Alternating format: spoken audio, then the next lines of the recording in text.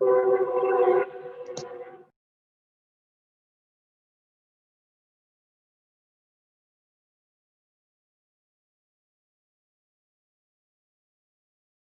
वो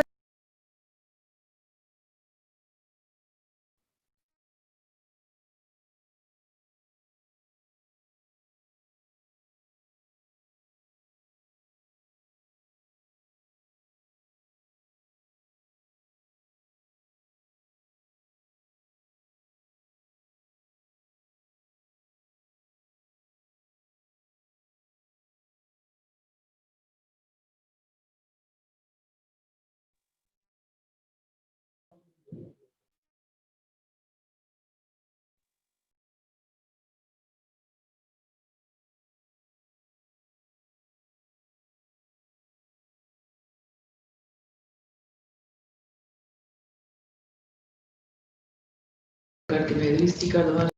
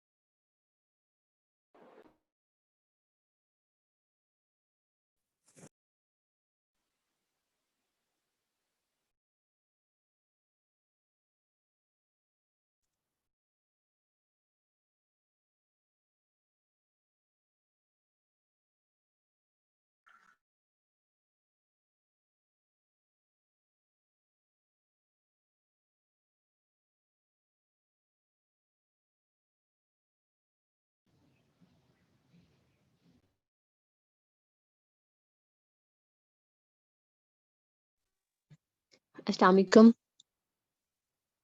वालेकुम सलाम मैम। बेटा कैसे हैं आप लोग? मैम अल्हम्दुलिल्लाह ठीक है, आप कैसी हैं? मैं ठीक हूँ, अल्लाह का शुक्र। सबको रिकॉर्डिंग्स मिल गई थी? यस मैम मिल गई थी। मैंने दोबारा से कल आपको ईमेल किया पासकोड के साथ। मैंने यस परसों भी की थी यस लेकिन मैम। उसमें पासकोड नहीं थे। तो यस मैम। कल मैंने आपको जितनी भी मेरे पास अवेलेबल थी रिकॉर्डिंग्स वो भेज दी हैं। आप में से किसी ने जो आप लोगों के क्विज के अंदर थी सिलेबस, उसमें से किसी ने रिकॉर्डिंग्स डाउनलोड की हुई है? मैम डाउनलोड नहीं है लेकिन सेव है मेरे पास वो 4 जो आपने भेजी थी। सेव कैसे है अगर डाउनलोड नहीं? मतलब लिंक्स और उनके पासवर्ड सेव हैं कि जब भी मैं ओपन करती हूँ वेब पे तो हो जाती है इजीली। Excuse me ma'am. जी बेटा। मैम ये सेकंड ई की क्लास है?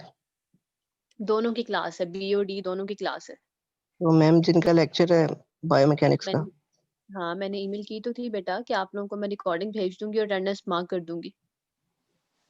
Okay ma'am.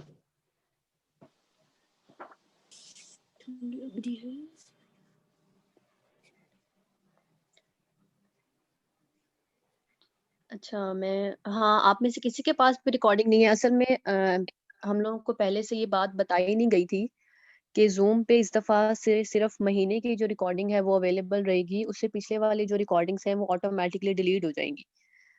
तो जो आपके फर्स्ट 5 लेक्चर्स की रिकॉर्डिंग्स हैं वो अब नहीं है जूम के ऊपर अवेलेबल। और मैंने भी उसको डाउनलोड नहीं किया हुआ था, मैंने आपको डायरेक्टली लिंक भेज दिया था क्योंकि इस बात का मुझे आइडिया नहीं था, क्योंकि लास्ट सेमेस्टर में तो हमें एंड ऑफ द सेमेस्टर तक भी सारी रिकॉर्डिंग्स अवेलेबल थी। इवन कि अब जब सेमेस्टर स्टार्ट हुआ है तो फिर पिछली सारी जो रिकॉर्डिंग्स हैं वो हम लोगों ने डिलीट की है। तो तो मैम मैं आप अभी में से खोल के किसी चेक के करूँ पास? क्या खुलती है या नहीं? हाँ आप चेक करो, क्योंकि मैंने उसको जब चेक किया तो उसमें यही आ रहा है कि ये रिकॉर्डिंग एग्जिस्ट नहीं करती। तो मैम मैं अगर आपको आप चेक करके बताती हूँ, अगर खुल जाती है तो मैं डाउनलोड कर लेती हूँ। हाँ अगर खुलती है तो प्लीज उसको डाउनलोड कर लें, क्योंकि मेरे पास वो नहीं खुल रही। मैं तुझे ओके मैम मैं भेजी चेक है, करती हूँ देखी अभी। तेज जरा तो अगर आप में से इधर से किसी के देख ले पास बलगम भी है वो सेक्शन डी में से, सेक्शन बी में से किसी एक बच्चे ने भी अगर उसको डाउनलोड तो किया ये हुआ है सारे सूट ही काम के हैं। तो ये ये है ब्लू कि वाला थोड़ा सबको अजीब सा उससे है। बेनिफिट हो जाएगा। ये तो ये बिल्कुल ही 3 पीस सूट है एक। ठीक है इनमें से ना उसको कौन सा सही रहेगा? डार्क कलर जो है, एक तो मुझे लग रही है जवेरिया ब्लू वाला, प्लीज उसको ये म्यूट कर पिंक। दो।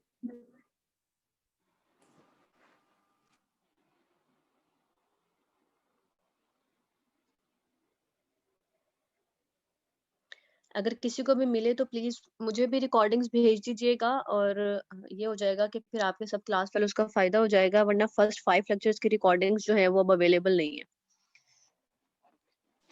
तो मैम ये जो आपने फर्दर आगे हमें भेजी है ये वाली खुल जाएंगी ये अभी खुल 1 मंथ जाएंगे, के आप बाद इसको भी? डाउनलोड कर लें, अदरवाइज नहीं, ये नहीं खुलेंगी ना, ये विद इन 1 मंथ के बाद फिर डिलीट हो जाएंगी। आप इसको डाउनलोड कर लें, अगर नहीं भी होती तो कोई बात नहीं, मेरे पास मैंने इनको डाउनलोड कर लिया अब सबको ना, तो अब मेरे पास अवेलेबल है। अदरवाइज आप अभी इनको खोलें और अपने पास डाउनलोड करते जाएं, तो अभी तो ये हो जाएंगे आराम से, जितनी भी मैंने आपको कल भेजी है। कल मैंने आपको 6 से ऑनवर्ड जो आपके 13 लेक्चर्स हो गए हैं, उन सब की यस मैम। रिकॉर्डिंग के लिंक्स और पासकोड भेज दिए हैं। तो आप उन सबको या तो डाउनलोड करके एक फोल्डर बना लें, अदरवाइज ये है कि मैंने डाउनलोड की हुई है वैसे, लेकिन फिर भी इट्स बेटर कि अगर आप अभी से उनको डाउनलोड करके सेव कर लें। Okay ma'am. लेकिन इससे पहले वाले का मुझे आइडिया नहीं था, तो जब मैंने कल उनको देखा है कि मैं आपको दोबारा से सारी चीजें अपडेट कर दूं, तो वो अवेलेबल नहीं थी। तो आप लोग एक दफा उसको गो थ्रू कर लीजिएगा।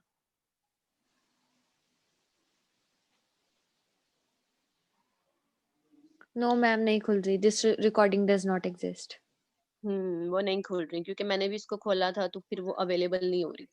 अगर आप पूछ लीजिएगा आप लोगों के जो ग्रुप्स हैं व्हाट्सएप पे कि किसी के पास भी अवेलेबल है, किसी ने भी गलती से डाउनलोड कर ली है अगर, तो वो प्लीज दे दे, अदरवाइज फिर देखते हैं मैम इनको आई कहाँ थिंक से। मेरे पास 1 या 2-3 लेक्चर्स की होगी डाउनलोड फॉर्म में, मैंने चलें लैपटॉप में की थी डाउनलोड। कोई भी अगर मिल जाती हैं तो ये बेहतर हो जाएगा सबके लिए, दोनों सेक्शंस के लिए, क्योंकि जी मेरे ठीक पास है। नहीं है। मुझे पहले जरा सा भी आइडिया होता तो मैं साथ में डाउनलोड कर लेती। मेरे पास आपकी अटेंडेंस और 6 लेक्चर से जो ऑनवर्ड है उन सबकी अटेंडेंस और रिकॉर्डिंग्स अवेलेबल हैं, लेकिन जो फर्स्ट 5 हैं आपके पीपीटीज तो वो 4 बनती है, लेकिन हमने फर्स्ट लेक्चर को 2 पार्ट्स में डिवाइड किया था, तो रिकॉर्डिंग्स वो 5 हैं। तो अगर किसी के पास भी वो फर्स्ट 5 रिकॉर्डिंग्स हैं तो प्लीज, या उनमें से कोई भी है तो आप उसको शेयर कर दें, उसको डाउनलोड रखें, ताकि हम एक दूसरे को सेंड कर सकें, हमें दोबारा से उसको रिकॉर्ड ना करना पड़े।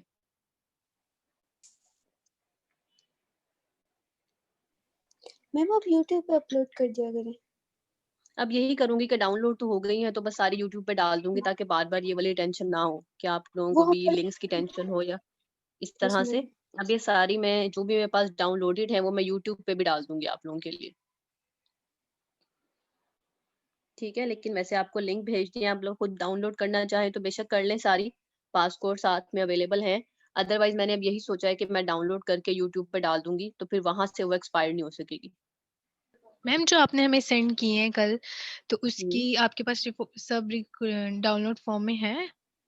हाँ, जो मैंने आपको कल से सेंड किए हैं ना, जी 6 से लेक्चर से 13 लेक्चर्स तक, वो सारी मेरे पास अवेलेबल है, मैंने उनको साथ साथ डाउनलोड भी कर लिया। मैम मुझे आप पहले एक आइडिया काम नहीं था। करें, आप उसे यूट्यूब पे भी अपलोड कर दें, हमारे लिए ना यूट्यूब से पढ़ना ज्यादा मैं इजी हो यही जाता कह है। रही हूँ कि मैंने ये जी सोच लिया है कि ये सारी रिकॉर्डिंग्स जो मैं डाउनलोड करती जाऊंगी वो यूट्यूब पे डाल दूंगी, ताकि ये वाली टेंशन ना हो कि अभी लिंक एक्सपायर हो जाएगा और उससे पहले ये करना है। तो वो आप लोगों को मिलेगी अब। मैंने यूट्यूब के चैनल मेरा बना हुआ है, मैंने यूट्यूब पे बस उसको अपडेट करना है, तो वो मैं कर थैंक यू दूंगी आप मैम। लोग। वेलकम। बाकी पीपीटीज आप लोगों की मैंने ईमेल भी कर दी हैं, और पीपीटी सारी आप लोगों की जो आप लोगों का एलएमएस है वहां पे भी अवेलेबल है, ठीक है। और असेसमेंट प्लान के बारे में अभी तक कुछ नहीं पता, जैसे ही पता चलेगा तो मैं आपको बता दूंगी। इसके अलावा कोई कंसर्न है किसी का? यस मेरा एक मैम मैं क्वेश्चन है लास्ट लेक्चर से। जी जी पूछें। मैम ये जो आपने टी स्कोर की रेंजेस बताई थी, तो उसमें हम्म जो ऑस्टियोप्रोसिस वाली, जब जहाँ पे ऑस्टियोप्रोसिस हो रहा होता है उसमें 22.5 और लेस क्यों लिखा हुआ है? क्योंकि ऑस्टियोपिनिया की तो 1.0 से 2.4 तक है, तो इससे फर्दर आगे नहीं जानी चाहिए रेंज? हायर नहीं होनी चाहिए? माइनस में है बेटा, मैम बुक में नहीं माइनस लिखा हुआ। -2.5 है। तो मैम फिर ये माइनस नॉर्मल में -1.2, अच्छा ठीक है मैम, बुक में माइनस लगा लूँ जी? जी -2.5 है। Okay ma'am, thank you ma'am. Welcome. इसके अलावा कुछ पूछना है? No ma'am. सबको समझ आ गई थी लास्ट लेक्चर की? Yes ma'am. लास्ट लेक्चर में हमने आरए के बारे में पढ़ा था, ओए के बारे में पढ़ा था, इन दोनों में क्या डिफरेंस है। असल में अगर आप लोगों को वो डिजीजेस समझ आई होंगी तो फिर आज का लेक्चर समझ आएगा, क्योंकि आज बेसिकली हम लोगों ने पढ़ना है कि क्या क्या सर्जिकल प्रोसीजर्स हैं जो हम जॉइंट के ऊपर अप्लाई कर सकते हैं या टेंडन के ऊपर या लिगामेंट्स के ऊपर। और वो तभी आपको समझ आएंगी जब आपको आइडिया हो कि आरए में क्या होता है जिसकी वजह से हम ये कर रहे हैं, ओए में क्या होता है जिसकी वजह से हम ये सर्जिकल प्रोसीजर जो है वो अप्लाई कर रहे हैं। तो बेसिक लास्ट लेक्चर की अगर आप लोगों को थोड़ी अंडरस्टैंडिंग होगी तो फिर आज का लेक्चर आपके लिए जो है वो इजी हो जाएगा। मैं एक दफा स्क्रीन शेयर कर देती हूँ आपके साथ।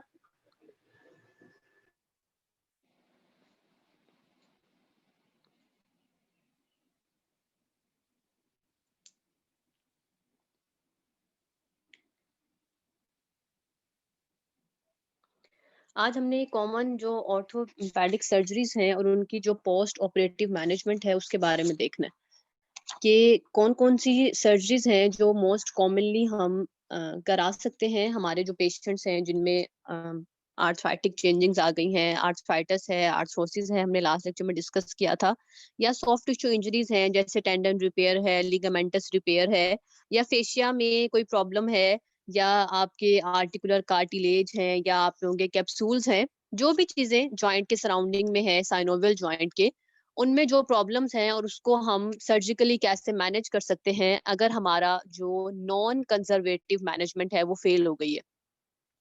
नॉन कंजर्वेटिव मैनेजमेंट यानी कि हम पेशेंट को फिजिकल थेरेपी करा रहे थे, पेशेंट को हमने मेडिकेशंस भी थी, पेशेंट को हमने हर तरह से डील करने की कोशिश की, लेकिन वो मैनेज नहीं हुआ, तो अब हम सर्जरी जो है वो एज ऑप्शन देख रहे हैं कि पेशेंट को हम कौन सी सर्जरीज जो है वो प्रिस्क्राइब कर सकते हैं। तो बहुत सी ऐसे मस्कुलर स्केलेटल डिसऑर्डर्स हैं जो हमारे मसल्स को, टेंडन्स को, लिगामेंट्स, जो भी चीजें हैं, कार्टिलेज, फेशिया, जॉइंट कैप्सूल्स, उनको अफेक्ट करती है, जो हमारी फंक्शनल लिमिटेशंस और डिसेबिलिटी कॉज करती हैं।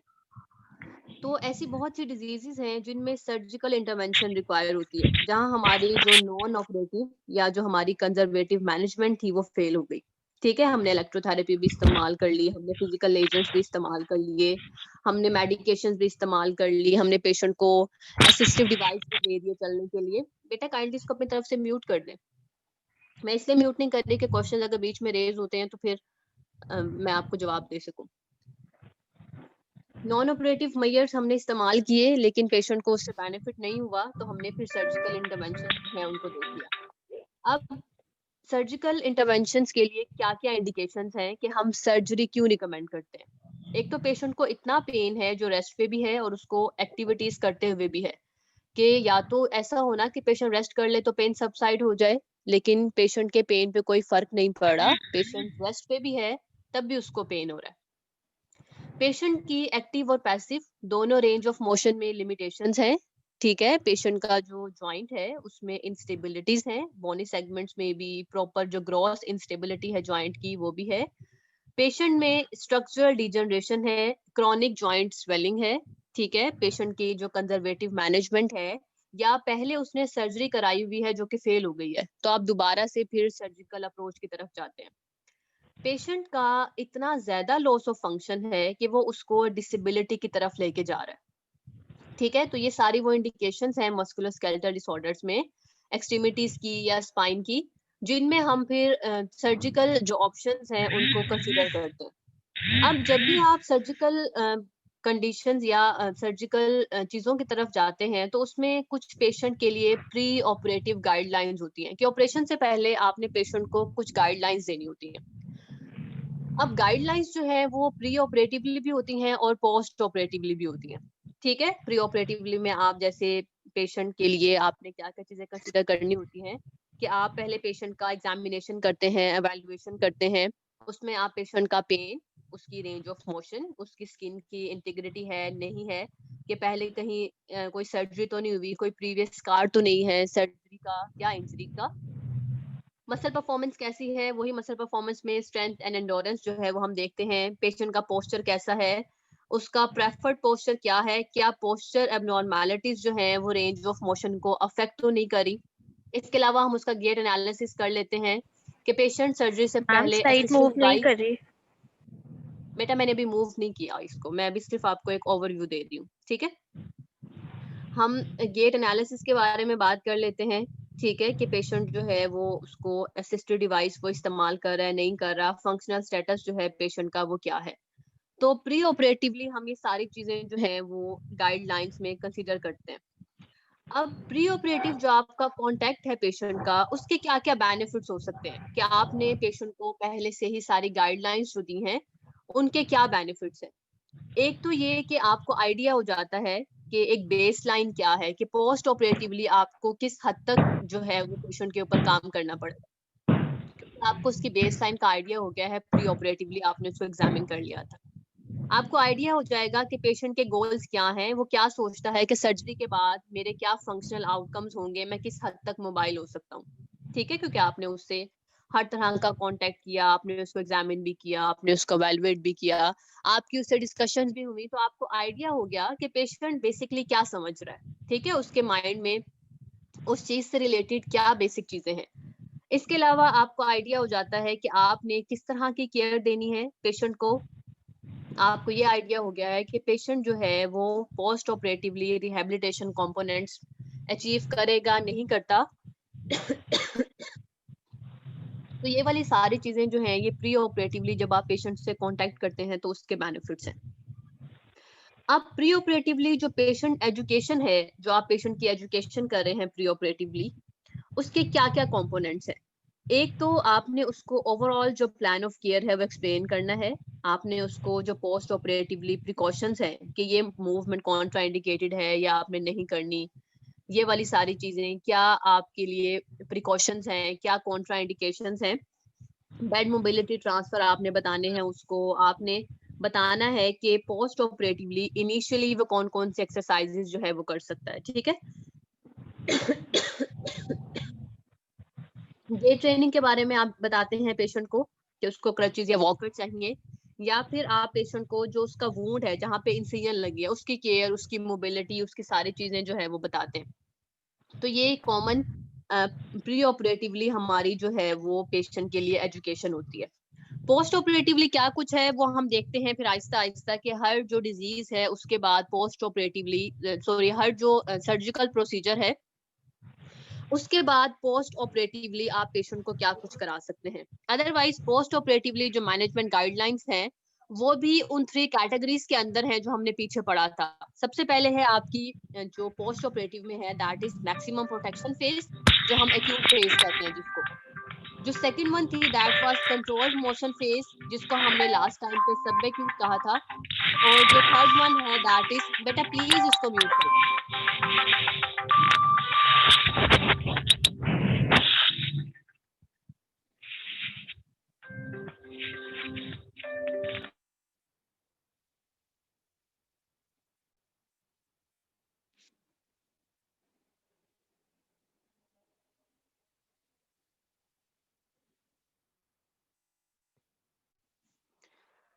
हमने बात की थी कंट्रोल्ड मोशन फेज की, जो हमने कहा था कि सब एक्यूट फेज है, और फिर हमने बात की थी कि जो क्रॉनिक फेज होती है आपकी या जो रिटर्न टू फंक्शनल फेज है, ये जो पोस्ट ऑपरेटिवली गाइडलाइंस हैं ये भी इस तरह से 3 कैटेगरीज के अंदर फॉल करती है, ठीक है। और फिर जो भी आपकी सर्जरीज होती हैं उनकी अदर कॉम्प्लिकेशंस भी हैं। तो आज हम बेसिक बात करते हैं कि कौन कौन सी सर्जिकल अप्रोचेज हैं, कौन कौन सी कॉमन ऑर्थोपेडिक सर्जरीज हैं जो हम कर सकते हैं जब हमारे जॉइंट में या मस्कुलोस्केलेटल जो सिस्टम है उसमें प्रॉब्लम हो। इसमें 2 तरह की सर्जरीज होती हैं, ओपन और आर्थ्रोस्कोपिक, ठीक है। और एक सर्जरी होती है जिसमें दोनों मिक्स होता है कि ऑर्थोस्कोपिकली आप सर्जरी को स्टार्ट करते हैं और उसके बाद जो है वो उसमें आप सर्जरी जो है वो ओपनली भी करते हैं। अब डिफरेंस क्या है ओपन ऑर्थोस्कोपिक सर्जरीज में। ओपन प्रोसीजर्स क्या होते हैं, नॉर्मली आप देखते होंगे कि ऐसी इंसिजन जो इतनी लेंथ की हो कि वो आपके ऊपर से जो स्किन की लेयर्स हैं, फिर जो आपकी फेशिया की लेयर्स हैं, फिर अंदर से जो मसल की लेयर्स हैं, सबको खोलती हुई जाए और अंदर वाली जो स्पेसिफिक चीज है वहां तक पहुंच जाए, ठीक है। अब आपने किसी जॉइंट की सर्जरी करानी है, क्योंकि हम मस्कुलोस्केलेटल डिसऑर्डर्स की बात कर रहे हैं, तो हम आर्थ्रोस्कोपी या जो ओपन प्रोसीजर्स हैं उनमें हम सिर्फ मस्कुलोस्केलेटल के लिहाज से चलेंगे आज।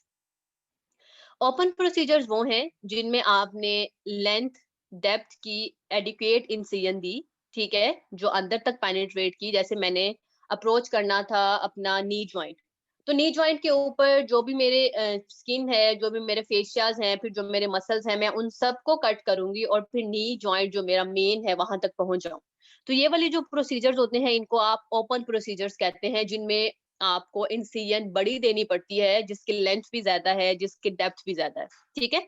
तो इस तरह के जो प्रोसीजर्स होते हैं इनको आप ओपन प्रोसीजर्स कहते हैं। क्या इंडिकेशंस हैं ओपन प्रोसीजर्स के लिए? जॉइंट की रिप्लेसमेंट सर्जरी आपने करनी है तो उस केस में आपको ओपन इंसिजन देनी पड़ेगी।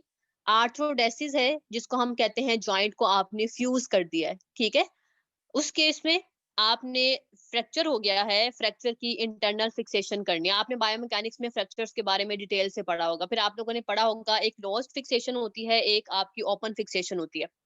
अगर आपने फ्रैक्चर को इंटरनली फिक्स करना है, ठीक है, अंदर उसके मेटल रोड डालनी है या आपने इसके अंदर कोई भी चीज प्लेस करनी है ताकि उसकी स्टेबिलिटी को मेंटेन किया जा सके, उसको अंदर से जोड़ा जा सके, तो उस केस में अगर आपने इंटरनल फिक्सेशन करनी है फ्रैक्चर्स की तो आपको प्रॉपर्ली हर चीज खोलनी पड़ेगी। कुछ टिश्यू रिपेयर या रिकंस्ट्रक्टिव सर्जरीज इस तरह की होती हैं जिनमें आप लोगों ने ओपन जो सर्जरीज हैं वो आप करते हैं। तो ये वो इंडिकेशंस हैं जो ओपन प्रोसीजर्स के लिए इस्तेमाल होती हैं, ठीक है।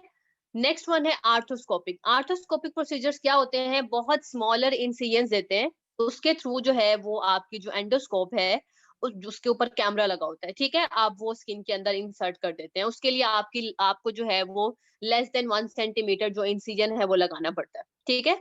तो आर्थ्रोस्कोपी बेसिकली एक डायग्नोस्टिक टूल है जो हम डिफरेंट जो इंट्रा आर्टिकुलर डिसऑर्डर्स हैं उनको ट्रीट करने के लिए भी इस्तेमाल करते हैं, ठीक है। और मोस्टली हम इसमें जो है वो लोकल एनेस्थीसिया देते हैं, इसमें जनरल एनेस्थीसिया देने की जरूरत नहीं पड़ती, क्योंकि आपने जो स्पेसिफिक एरिया बस डील करना होता है सिर्फ वहीं पे आप जहाँ पे आपने इंसिजन देनी है वहां पे आप एनेस्थीसिया देते हैं। और उस तरह से फिर आप वो जो ट्यूब है, ठीक है, वो जो बेसिकली कैमरा है उसको आप इंसर्ट करते हैं ताकि आप देख सकें कि अंदर जॉइंट की क्या कंडीशन है। और फिर वहां पे अगर कोई रिपेयर रिक्वायर्ड है या कोई चीज रिक्वायर्ड है, जैसे अगर कोई टेयर हो गया है, आपने उसको सीना है या उसको ठीक करना है, उसको दोबारा से रिकंस्ट्रक्ट करना है, तो उस केस में आप आर्थ्रोस्कोपिक जो सर्जरीज हैं वो करा सकते हैं, ठीक है।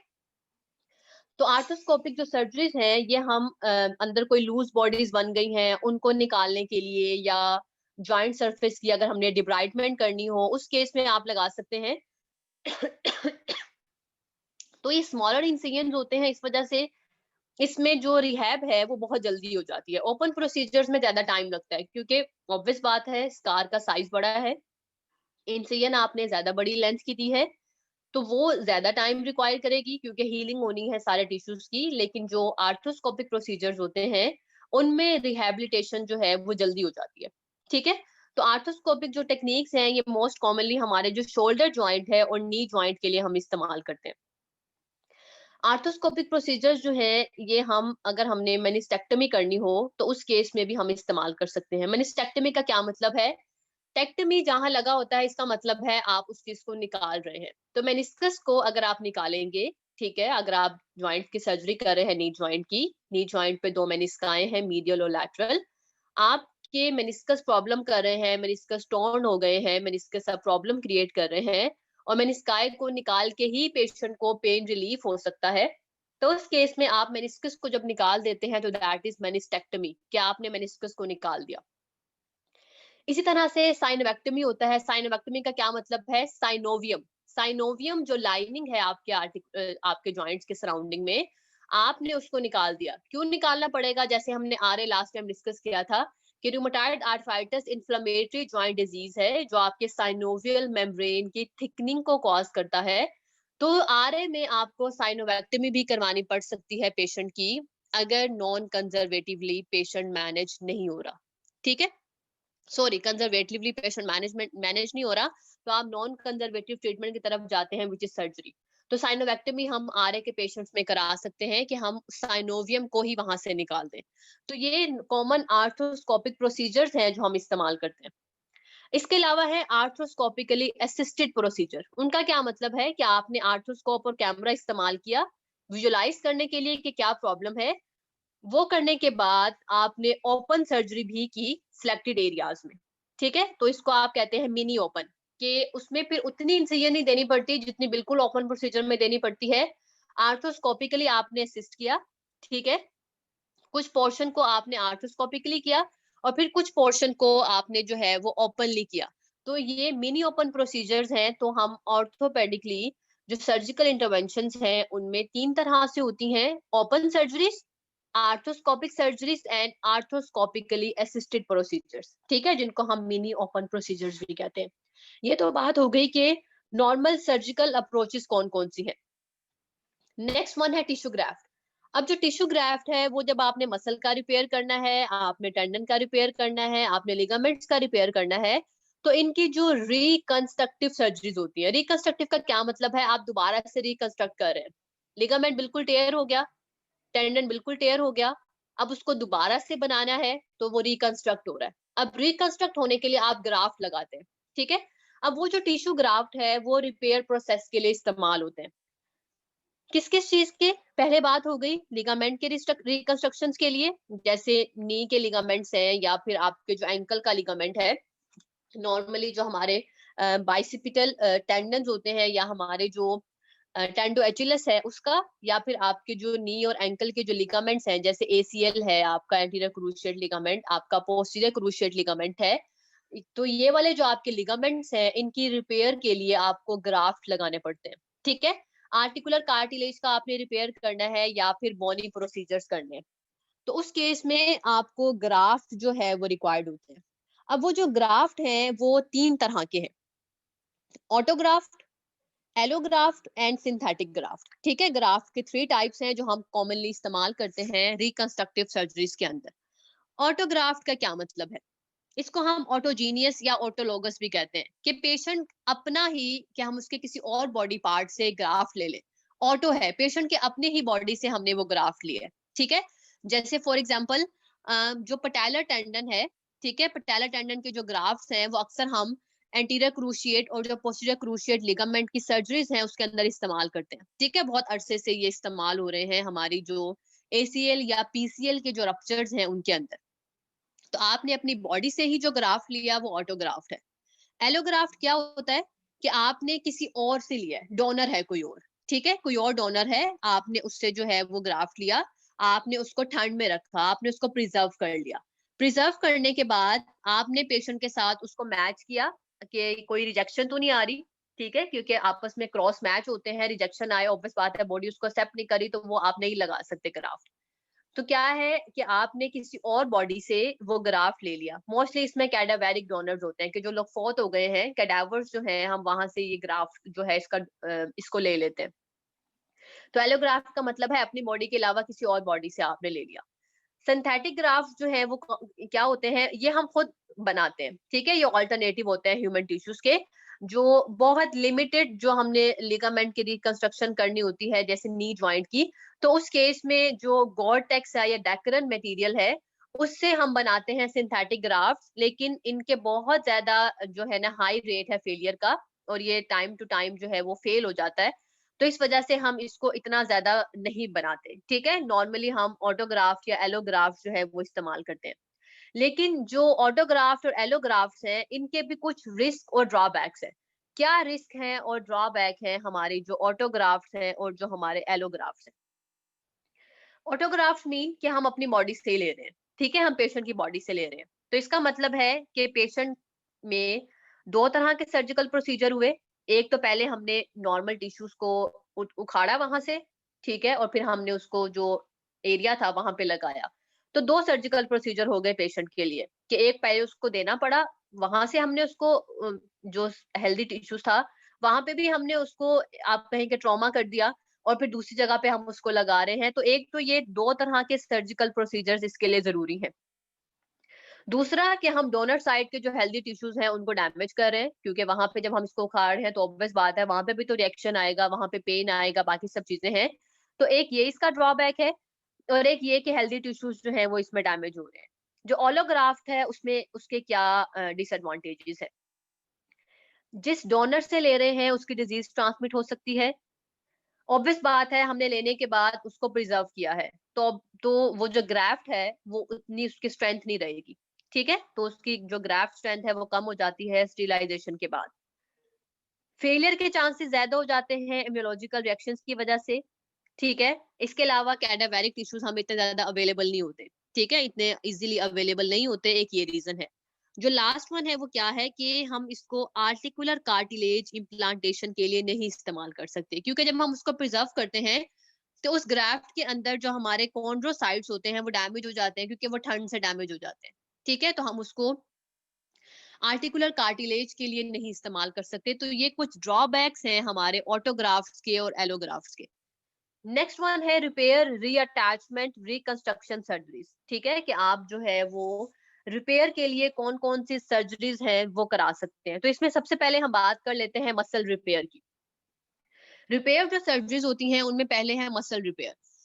मसल का कंप्लीट टेयर या रप्चर जब हो जाता है ये बहुत अनयूजुअल है। ऐसा नहीं होता कि आपका जो मसल है उसका कंप्लीट ही रप्चर हो जाए। ये सिर्फ उस केस में हो सकता है कि आपको कोई इतना ट्रॉमा है, इतना आपका कोई हाई इंटेंसिटी का, कि उसने बिल्कुल ही जो मसल है उसको रप्चर कर दिया, या फिर क्या है कि आपका मसल जो है वो कॉन्टिन्यूस स्टेट ऑफ कॉन्ट्रैक्शन में था और एकदम से किसी ने उसको ब्लॉक किया है, या आप मसल जो है वो कॉन्टिन्यूस कॉन्ट्रैक्शन में था और एकदम से उसको किसी ने स्ट्रेच कर दिया फोर्सफुली। तो उस केस में ही सिर्फ आपके जो मसल के कंप्लीट टेयर है वो हो सकते हैं, अदरवाइज मसल के कंप्लीट टेयर जो है वो अनयूजुअल है। अब जब भी मसल के कंप्लीट टेयर होते हैं, ठीक है, तो इसमें आप इमिडिएटली रिपेयर नहीं कर सकते। इमिडिएटली रिपेयर आप क्यों नहीं कर सकते? नॉर्मल सी बात है, मसल का रप्चर हो गया, मसल टेयर हो गया, अब इन्फ्लेमेशन होगी। अब जब इन्फ्लेमेशन होगी वहां पे आप सबको पता है स्वेलिंग होती है और बाकी सब चीजें हैं। तो स्वेलिंग की वजह से जो मसल का टेक्सचर है वो अफेक्ट होगा। जब मसल का टेक्सचर अफेक्ट होगा तो आपके जो मसल्स हैं, अगर आप उनको सुचर भी कर दें अंदर, कि उनको एक जगह लगा के आपने ऊपर से उनको बांध दिया है ताकि उनकी हीलिंग हो सके, तो क्या होगा? वो अपनी जगह पे टिके ही नहीं रहेंगे, क्योंकि उनका टेक्सचर डिफरेंट हो गया, स्लिपरी से हो गए हैं वो। तो immediately after complete tear of muscle आप कभी भी सर्जरीज नहीं करते। अप्रोक्सीमेटली 48 टू 72 आवर्स के बाद आप सर्जरी करते हैं, क्योंकि उससे सेटिस्फैक्टरी आउटकम आ सकते हैं, क्योंकि अब आपके जो एक्यूट सिम्टम्स हैं वो डिक्रीज होना शुरू हो गए हैं, इन्फ्लेमेशन सबसाइड हो रही है पेशेंट की। तो फिर उसके बाद ही आप जो मसल रिपेयर है वो कराते हैं। मसल को जब आपने रिपेयर कराना है तो सुचरिंग के बाद आप क्या करते हैं? शॉर्टेंड पोजीशन में इमोबिलाइज कर देते हैं ताकि उसकी हीलिंग हो सके। अगर आप लेंथन पोजीशन में करेंगे तो पहले से टेयर है, ठीक है, स्ट्रेचिंग फोर्स जो है वो हीलिंग नहीं होने देगी। तो आप हमेशा मसल को शॉर्टेंड पोजीशन में लेके जाके स्लिंग पहना दें, आप उसको कोई भी कास्ट पहना दें, ताकि आप उसको शॉर्टेंड पोजीशन में इमोबिलाइज कर सके, ताकि उसकी हीलिंग हो सके, ठीक है? तो ये तो हो गई है मसल रिपेयर। अब इसके लिए पोस्ट ऑपरेटिव मैनेजमेंट आप क्या करते हैं?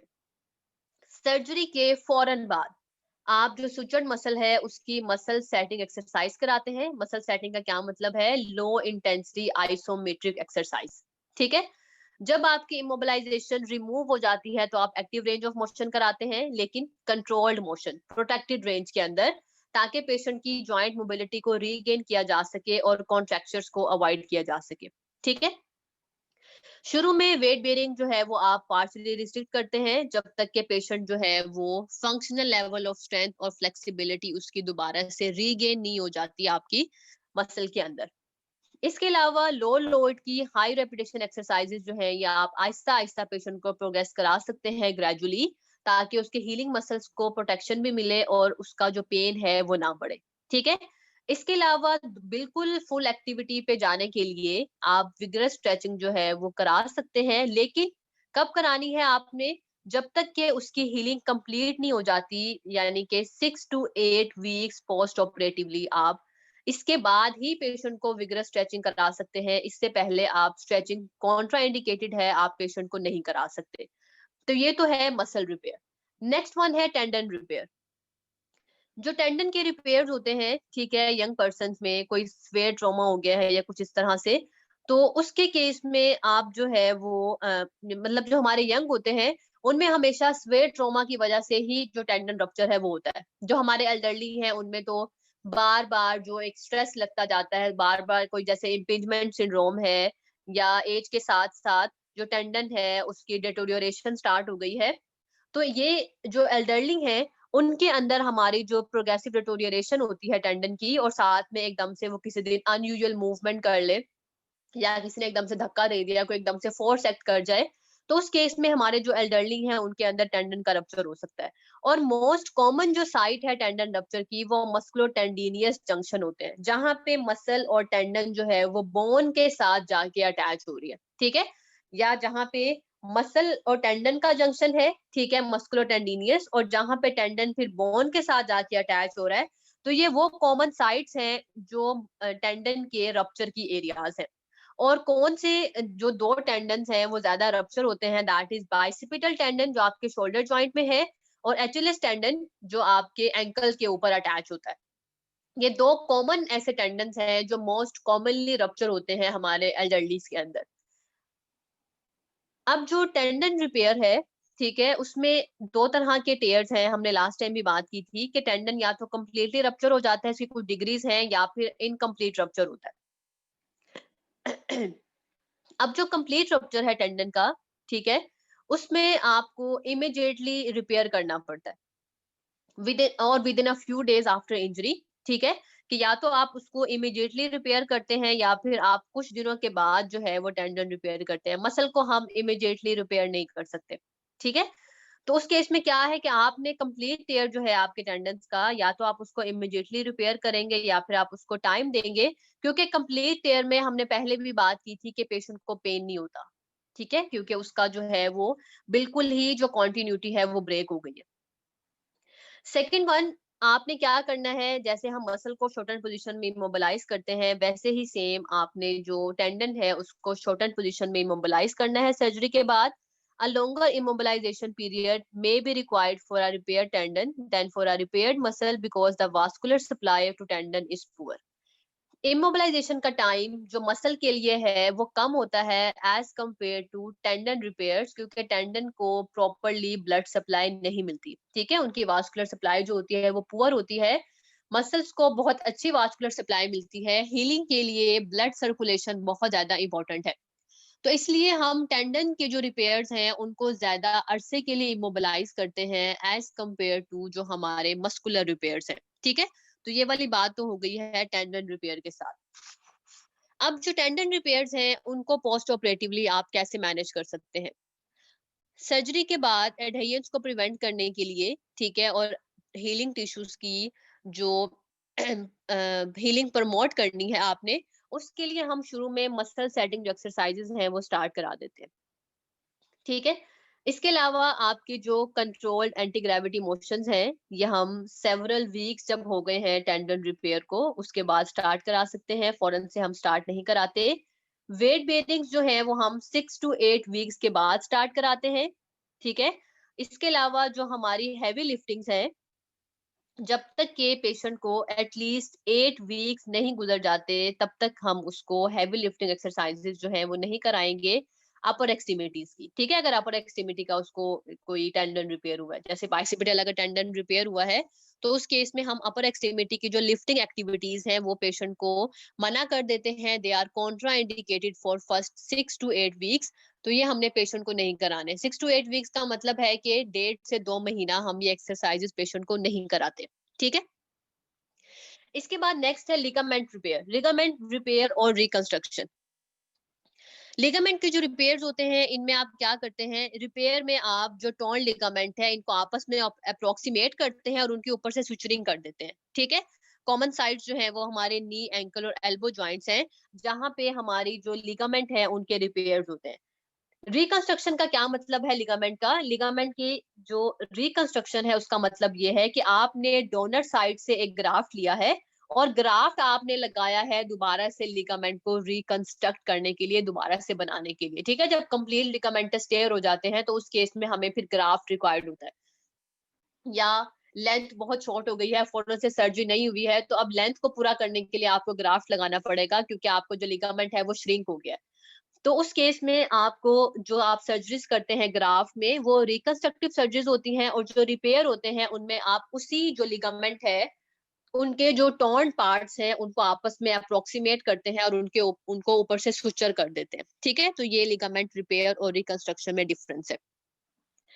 अब इसमें क्या होता है, पोस्ट ऑपरेटिवली हम जॉइंट को ऐसी पोजीशन में रखते हैं जो एक लेवल ऑफ टेंशन जो है रिकंस्ट्रक्टेड लिगामेंट के ऊपर लगाता रहे। पहले तो हमने टेंडन में और जो हमारे मसल्स थे उनमें हमने शॉर्टन पोजीशन में रखा था।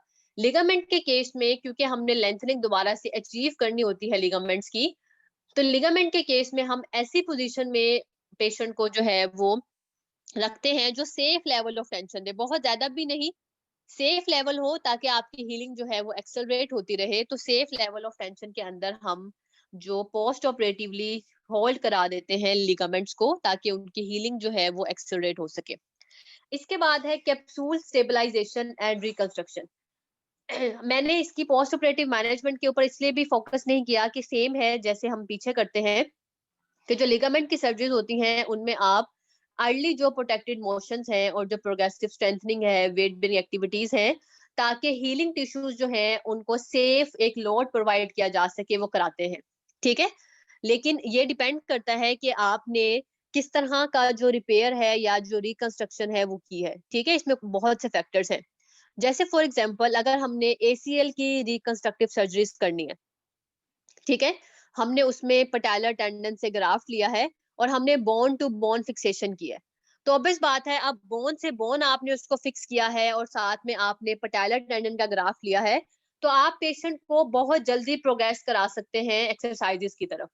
ठीक है, एज कंपेयर टू कि आपने जो सपोर्ट दी है वो खाली सॉफ्ट टिश्यू लेके आपने सॉफ्ट टिश्यू से स्टेबलाइज किया है, तो ऑब्वियस बात है अगर सॉफ्ट टिश्यू स्टेबलाइजेशन होगी तो उस केस में आपको स्लोली प्रोग्रेस करना पड़ेगा एक्सरसाइजेस को। अगर बोन टू बोन फिक्सेशन की है आपने लिगामेंट की, तो उस केस में फिर आप मोर रैपिडली प्रोग्रेस कर सकते हैं। तो बहुत से फैक्टर्स हैं जिनको देख के आप जो अपनी एक्सरसाइजेस हैं वो पेशेंट की प्रोग्रेस करते हैं। ठीक है, खैर इसमें जो लिगामेंटस जो आपकी रिहेबिलिटेशन है वो 6 मंथ से as long as a year भी जा सकती है। ठीक है, कि 6 मंथ्स तो मिनिमम टाइम है, इतना टाइम लगता है लिगामेंट्स को दोबारा से अपनी स्ट्रेंथ पकड़ने में।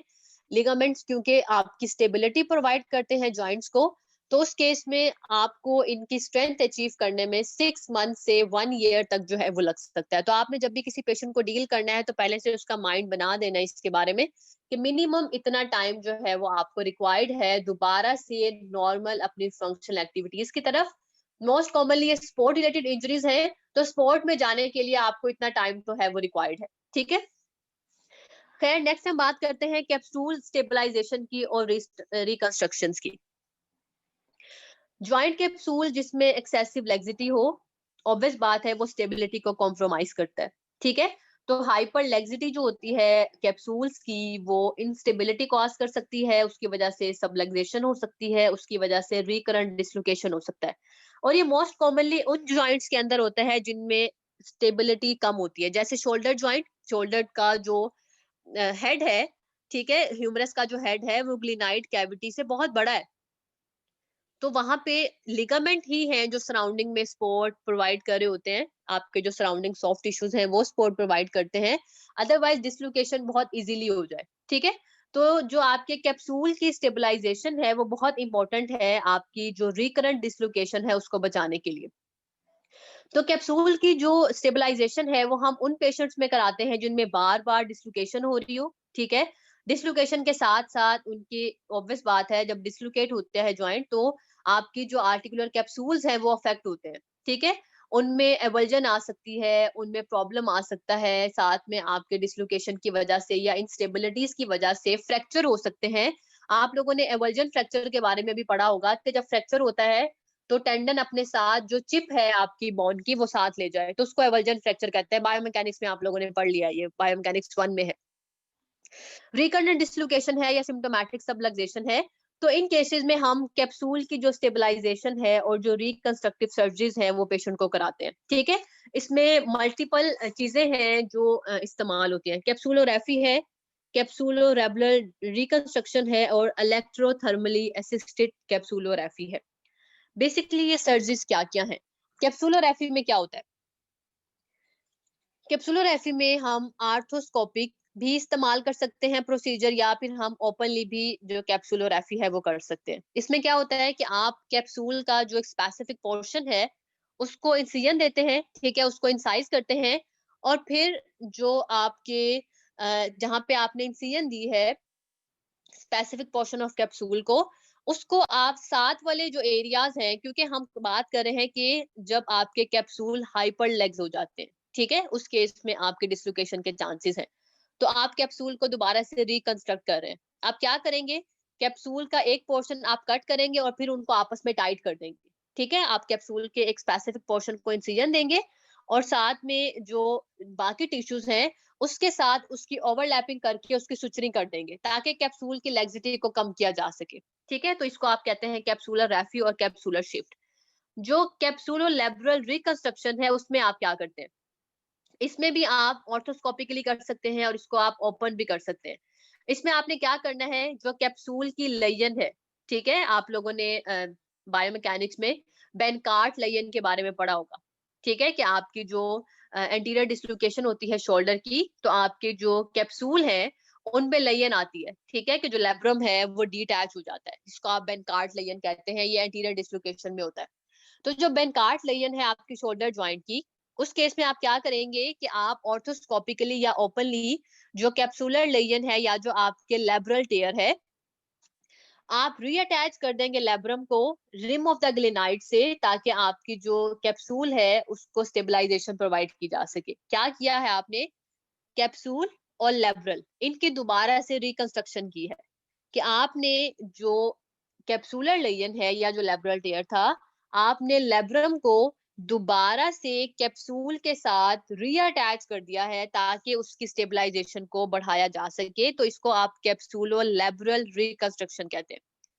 थर्ड वन है इलेक्ट्रोथर्मली असिस्टेड कैप्सुलोग्राफी। जो इलेक्ट्रोथर्मली असिस्टेड कैप्सुलोग्राफी होती है, इनमें आप क्या करते हैं? इसमें आप सिर्फ ऑर्थोस्कोपिक अप्रोच इस्तेमाल करते हैं, ये ओपन नहीं होती। ऑर्थोस्कोपिकली आप क्या करेंगे? थर्मल जो एनर्जी है, जैसे लेजर है, ठीक है, लेजर को आप कैप्सूल तक डिलीवर करते हैं ताकि कैप्सूल जो है वो श्रिंक हो जाए। कैप्सूल श्रिंक होगा तो आपकी जो लेग्जिटी है वो ऑब्वियस बात है कम हो जाएगी, ठीक है। तो इलेक्ट्रोथर्मली जो असिस्टेड कैप्सुलोग्राफी होती है उनमें आप लेजर इस्तेमाल करते हैं आर्थोस्कोपिकली, या कोई भी रेडियो फ्रिक्वेंसी जो आपकी रेस है, ताकि कैप्सूल के साइज को कम किया जा सके, श्रिंक किया जा सके, ठीक है। तो इसको आप कहते हैं इलेक्ट्रोथर्मली असिस्टेड कैप्सुलोग्राफी। तो ये वो चीजें हैं जो आप इस्तेमाल करते हैं कैप्सूल की स्टेबलाइजेशन के लिए। नेक्स्ट वन है टेंडन ट्रांसफर और रीअलाइनमेंट। पहले हमने टेंडन रिपेयर की बात की थी, अब हम टेंडन को ट्रांसफर कर रहे हैं या टेंडन को हम दोबारा से रीअलाइन कर रहे हैं, ठीक है, ये दोनों में डिफरेंस है। अब जब भी टेंडन के ट्रांसफर होते हैं या आप टेंडन को रीअलाइन करते हैं, तो आपका जो लाइन ऑफ पुल है, जाहिर सी बात है मसल के साथ टेंडन है, अगर आप टेंडन को कहीं और लगा देंगे तो लाइन ऑफ पुल और जो रीअलाइनमेंट है वो चेंज हो जाएगी। तो ट्रांसफर और जो रीअलाइनमेंट है मसल टेंडन यूनिट की, वो लाइन ऑफ पुल को चेंज कर देती है, आपकी जो फोर्स जनरेशन कैपेसिटी है उसको चेंज कर देगी, मसल की जो एक्सकर्शन है उसको चेंज कर देगी। एक्सकर्शन के बारे में आप लोगों ने कायनी में भी पढ़ा, हमने इसमें पहले भी पढ़ा था कि आपके मसल कितने लेंथन अब हो सकते हैं, कितने शॉर्ट हो सकते हैं, वो उसकी फंक्शनल एक्सकर्शन होती है। तो जब आप टेंडन को कहीं और अटैच कर देते हैं, रीअलाइन कर देते हैं, ट्रांसफर कर देते हैं, तो ये चीजें मसल के एक्सकर्शन को, मसल के लाइन ऑफ पुल को अफेक्ट करती हैं, ठीक है। फॉर एग्जाम्पल, आपने स्टेबिलिटी इंप्रूव करनी है किसी भी अनस्टेबल शोल्डर जॉइंट की, ठीक है, या फिर आपने स्टेबलाइज करना है पटेला को जो बार बार डिसलोकेट हो रहा है। पटेला आप सबको पता है, एंटीरियर जो नी कैप है आपके नी के ऊपर, उसको आप पटेला कहते हैं। अब क्या है कि आपको इस केस में रीअलाइनमेंट करनी पड़ेगी, ठीक है, क्योंकि बार बार शोल्डर जो है वो डिसलोकेट हो रहा है, तो आपको रीअलाइन करना पड़ेगा। तो रीअलाइनमेंट प्रोसीजर आप कर रहे हैं। अब जो रीअलाइनमेंट प्रोसीजर है वो आपके लाइन ऑफ पुल को चेंज कर देता है। रीअलाइन करें, हम ट्रांसफर नहीं करें, दोनों चीजों में डिफरेंस है। ट्रांसफर में कुछ और होता है, रीअलाइनमेंट में कुछ और होता है। आप टेंडन को रीअलाइन कर रहे हैं। टेंडन की जो रीअलाइनमेंट सर्जरीज होती हैं, इनमें आपका सिर्फ लाइन ऑफ पुल ऑल्टर होता है, एक्शन नहीं चेंज होता मसल टेंडन यूनिट का, ठीक है। मसल टेंडन यूनिट का एक्शन वही रहेगा। फॉर इंस्टेंस, ठीक है, हमने क्या किया है, हम पटेलर डिस्लोकेशन बार बार हो रही है, रिकरेंट है पटेलर डिस्लोकेशन, तो हम क्या करेंगे, हमारे जो एक्सटेंसर मसल्स हैं, क्वाड्रिसेप है, नी का एक्सटेंसर है, हम जो एक्सटेंसर मैकेनिज्म है उसको रियलाइन करेंगे। जब हम एक्सटेंसर मैकेनिज्म को रियलाइन करेंगे सर्जरी के थ्रू, तो भी क्वाड्रिसेप नी का एक्सटेंसर ही रहेगा, क्योंकि हमने क्वाड्रिसेप को ट्रांसफर नहीं किया, हमने सिर्फ और सिर्फ क्वाड्रिसेप के टेंडन को रियलाइन किया है, क्योंकि क्वाड्रिसेप की वीकनेस की वजह से पटेला बार बार डिसलोकेट होती है। ठीक है, तो हमने क्या किया, टेंडन को रियलाइन किया ताकि डिसलोकेशन को प्रिवेंट किया जा सके। जब आपने सिर्फ रीअलाइनमेंट सर्जरीज की हैं तो वो लाइन ऑफ पुल को अफेक्ट करेगी, लेकिन मसल के फंक्शन को चेंज नहीं करेगी। लेकिन अगर आपने ट्रांसफर सर्जरी करनी है, ठीक है, कि आपने टेंडन को एक बोनी सरफेस से दूसरी बोनी सरफेस पे अटैच कर देना है, तो उस केस में ना तो सिर्फ लाइन ऑफ पुल ऑल्टर होता है, बल्कि टेंडन का जो एक्शन है वो भी चेंज हो जाता है। फॉर एग्जाम्पल, फ्लेक्सर कार्पाई अल्नारिस, फ्लेक्सर्स आप सबको पता है पाल्मर सरफेस पे अटैच होते हैं। ठीक है, फ्लेक्सर कार्पाई अल्नारिस जो है वो डिस्टल जो इंटरफ्लेंजल जॉइंट है वहां पे जाके अटैच हो जाता है। अब क्या हुआ है, मेरे पास सीपी का पेशेंट आया, सेरिब्रल पाल्सी का पेशेंट आया, ठीक है, चाइल्ड आया मेरे पास सीपी का, इनमें चांसेस होते हैं कि रिस्ट के फ्लेक्शन कॉन्ट्रैक्चर डेवलप हो सकते हैं। अब मैं चाहती हूँ कि रिस्ट जो है वो एक्टिवली एक्सटेंशन में रहे, ताकि पेशेंट चीजों को ग्रिप भी कर सके। अगर वो फ्लेक्शन कॉन्ट्रैक्चर में चला गया तो हाथ खुलेगा ही नहीं और वो कुछ भी नहीं पकड़ सकता। तो मैं ये चाह रही हूँ कि पेशेंट जो है वो रिस्ट को एक्सटेंड करके चीजें पकड़ सके। तो मैं क्या रिकमेंड करूंगी कि जो इसके फ्लेक्सर्स है ना रिस्ट के, उनका मैं टेंडन ट्रांसफर करा दूं ताकि वो एज एक्सटेंसर काम करे। ठीक है, तो सिंपली मैंने क्या किया कि जो फ्लेक्सर कार्पाई अल्नारिस की अटैचमेंट थी मेरे डिस्टल इंटरफ्लेंजल जॉइंट के ऊपर, मैंने उसको सर्जिकली वहां से उखाड़ा और मैंने उसको डोर्सल सरफेस पे लगा दिया रिस्ट की। तो अब मेरा ये टेंडन फ्लेक्सर के बजाय एक्सटेंसर का काम देगा। बात समझ आ रही है?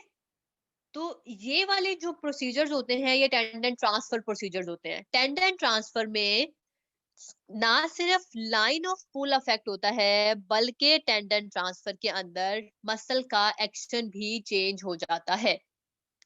ठीक है, अलाइनमेंट के अंदर जब आप टेंडन को रीअलाइन करते हैं तो सिर्फ और सिर्फ लाइन ऑफ पुल ऑल्टर होता है, फंक्शन मसल का वही रहता है। तो ये वाली डिफरेंस है टेंडन ट्रांसफर में और रीअलाइनमेंट में। जब आपने सर्जरी की है तो फिर आपने क्या किया है, सर्जरी करने के बाद आपने मसल टेंडन यूनिट को इमोबिलाइज किया है शॉर्टन पोजीशन में। फिर पोस्ट ऑपरेटिवली आपने early muscle setting exercise start करा दी ताकि मसल ताकि टेंडन टेंडन जो है सॉरी उसको प्रोटेक्ट किया जा सके और टेंडन की जो नॉर्मल मूवमेंट्स है वो रहे। ठीक है, नॉर्मल मूवमेंट्स में आपके टेंडन में ग्लाइडिंग होती है, ये बोन के अगेंस्ट वो मूव करता है। तो नॉर्मल मूवमेंट्स रिक्वायर्ड है ताकि टेंडन एक जगह पे अडहियर ना हो जाए, टेंडन में एडहेरेंस ना बन जाए। उनके नॉर्मल मोबिलिटी के लिए इट्स वेरी नेसेसरी कि अर्ली जो मूवमेंट्स है वो स्टार्ट हो जाए। लेकिन जो रेजिस्टेंट मूवमेंट्स हैं इनको आप बहुत आप कहें कि आहिस्ता आहिस्ता या बहुत एहतियात से प्रोग्रेस करते हैं, क्योंकि डीअटैच होने के चांसेस होते हैं टेंडन्स के। ठीक है, इसके अलावा जब भी आपने ट्रांसफर किया है और आप मसल के फंक्शन को चेंज होना है तो उसके लिए हम इलेक्ट्रिकल मसल स्टिमुलेशन देते हैं, क्योंकि हमें बायो फीडबैक नेसेसरी होता है ताकि पेशेंट को आइडिया हो। एकदम से तो ऐसा नहीं होगा ना कि आपने टेंडन वहां लगा दिया तो वहां जाके वो वाला फंक्शन परफॉर्म करना शुरू कर दे, ऐसे नहीं होता। जो आपने टेंडन के ट्रांसफर्स किए होते हैं आपको इलेक्ट्रिकली स्टिमुलेट करना पड़ता है मसल को, और पेशेंट को बार बार सिखाना पड़ता है ताकि जो न्यू एक्शन है ट्रांसफर्ड मसल्स का वो उसको सीख सके। ठीक है, तो ये वाली चीज है हमारे टेंडन ट्रांसफर के साथ। जो नेक्स्ट सर्जरीज है दे आर रिलीज, लेंथनिंग और decompression of the soft tissues. जो रिलीज और लेंथनिंग होती है वो बेसिकली रेंज ऑफ मोशन को बढ़ाने के लिए, पेन को कम करने के लिए और जो डिफॉर्मिटी है उसको कम करने के लिए इस्तेमाल होती है। इसमें हम क्या करते हैं, इसमें डिफरेंट तरह की चीजें होती हैं रिलीज में, लेंथनिंग में और डिकम्प्रेशन में। नॉर्मली आप क्या करते हैं, सॉफ्ट टिश्यू को इंसिजन देते हैं, उसको वहां से निकाल देते हैं, ठीक है। क्या किया है आपने, सॉफ्ट टिश्यू को इंसिजन दी है, और जो भी वहां पे सॉफ्ट टिश्यूज थे, जैसे कोई फाइब्रोटिक टिश्यूज बन गए थे जो अब रेंज ऑफ मोशन को अफेक्ट कर रहे हैं, तो आपने क्या किया, आपने उनको निकाल दिया ताकि आप रिलीज कर दें।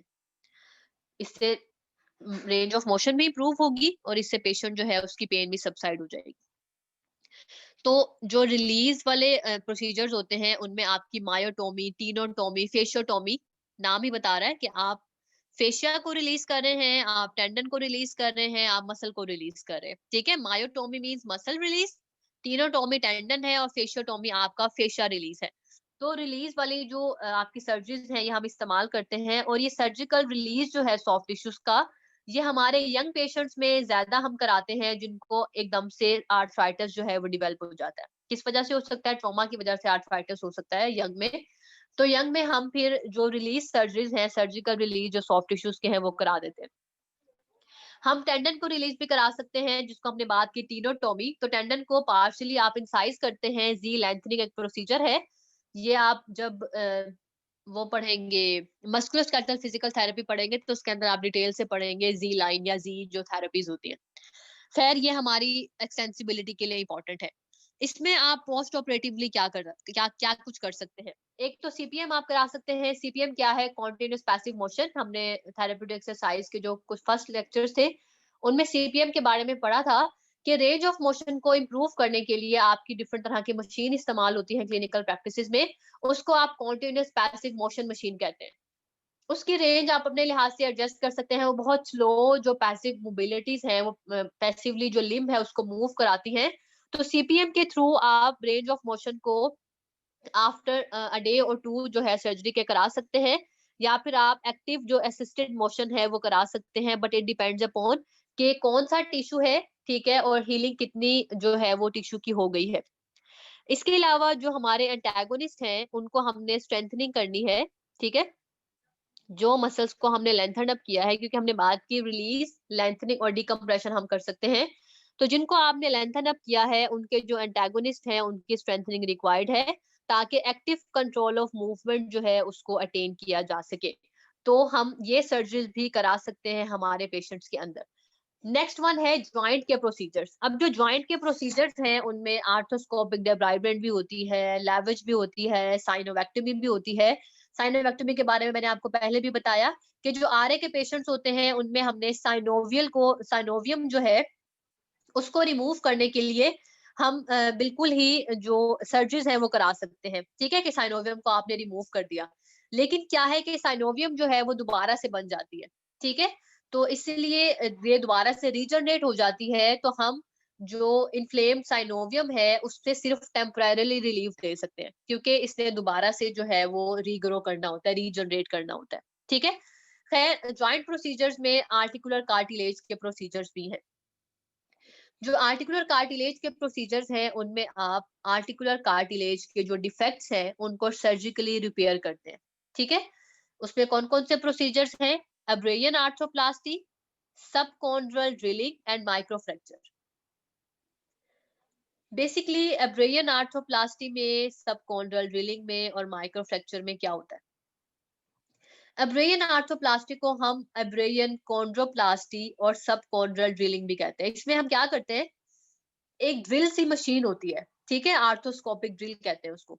आर्थोस्कोपिक ड्रिल को हम अंदर डालते हैं, ठीक है, आपके आर्टिकुलर कार्टिलेज के पास, इस तरह से कि वो जो ड्रिल है वो आर्टिकुलर सरफेस तक इस तरह से पहुंचती है कि जो सुपरफिशियल लेयर्स हैं आपकी उन सबको ड्रिल करती हुई, सुराख करती हुई अंदर तक जाती है और बोन को एक्सपोज कर देती है, सब कोर्डियल बोन तक जो है वो पहुंच जाती है, ठीक है।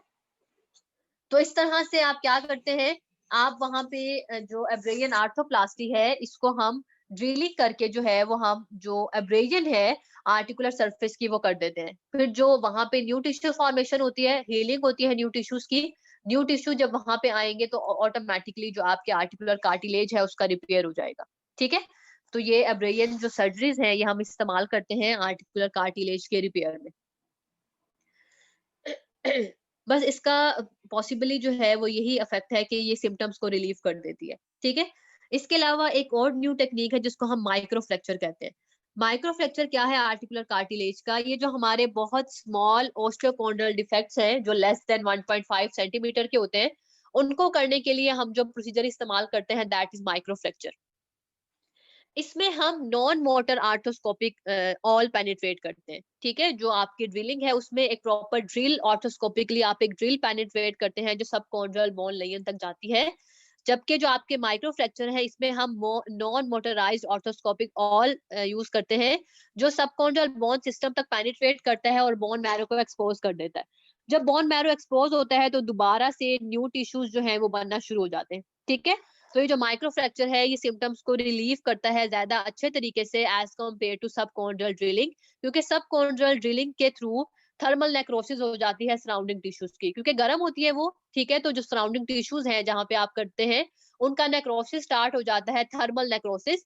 तो उससे बेहतर है माइक्रोफ्रैक्चर के इसके अंदर हमारी जो सर्जरी है वो नॉन मोटर होती है, ठीक है। इसके अलावा है कॉन्ड्रोसाइट ट्रांसप्लांटेशन। कॉन्ड्रोसाइट ट्रांसप्लांटेशन को हम ऑटोलोगस कॉन्ड्रोसाइट इम्प्लांटेशन भी कहते हैं। इसमें बेसिकली क्या होता है, ये वो सर्जरी है जो आपके हाइलाइन जो कार्टिलेज है, हाइलाइन कार्टिलेज के बारे में आपने पढ़ा होगा। 3 टाइप्स ऑफ कार्टिलेज होती हैं आपके, इलास्टिक, फिब्रो कार्टिलेज और हाइलाइन कार्टिलेज।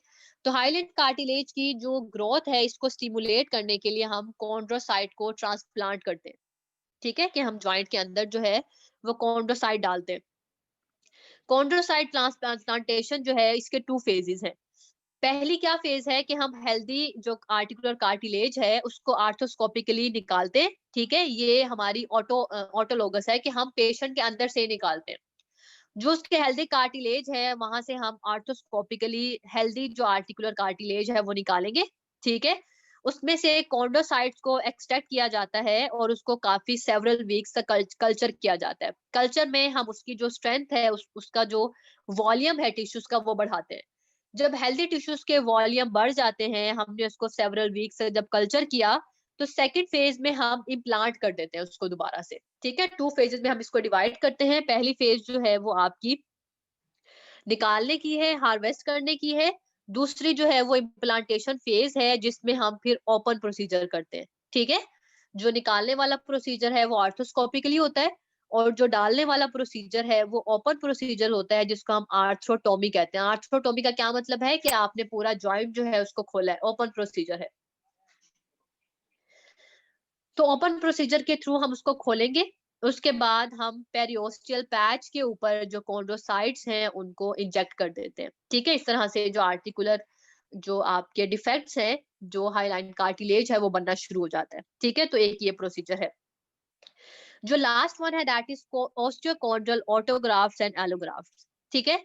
जो आप ट्रांसप्लांटेशन करते हैं कॉन्ड्रोसाइट्स की, उसके लिए जो ऑस्टियोकॉन्ड्रल ग्राफ्ट्स हैं इनमें आप जो है वो बोन टू बोन ग्राफ्ट ले सकते हैं। उसके लिए आप ऑटोग्राफ्ट भी इस्तेमाल कर सकते हैं और एलोग्राफ्ट भी इस्तेमाल कर सकते हैं। वही बात कि अगर आप अपनी बॉडी से लेंगे तो ऑटोग्राफ्ट हो जाएंगे और अगर आप किसी और बॉडी से लेंगे तो वो आपके एलोग्राफ्ट होंगे, ठीक है। तो एलोग्राफ्ट और ऑटोग्राफ्ट जो है, बोन टू बोन ग्राफ्ट, ये भी आप ले सकते हैं जब आपने जो आर्टिकुलर कार्टिलेज के प्रोसीजर्स हैं उनका ट्रांसफर करना है।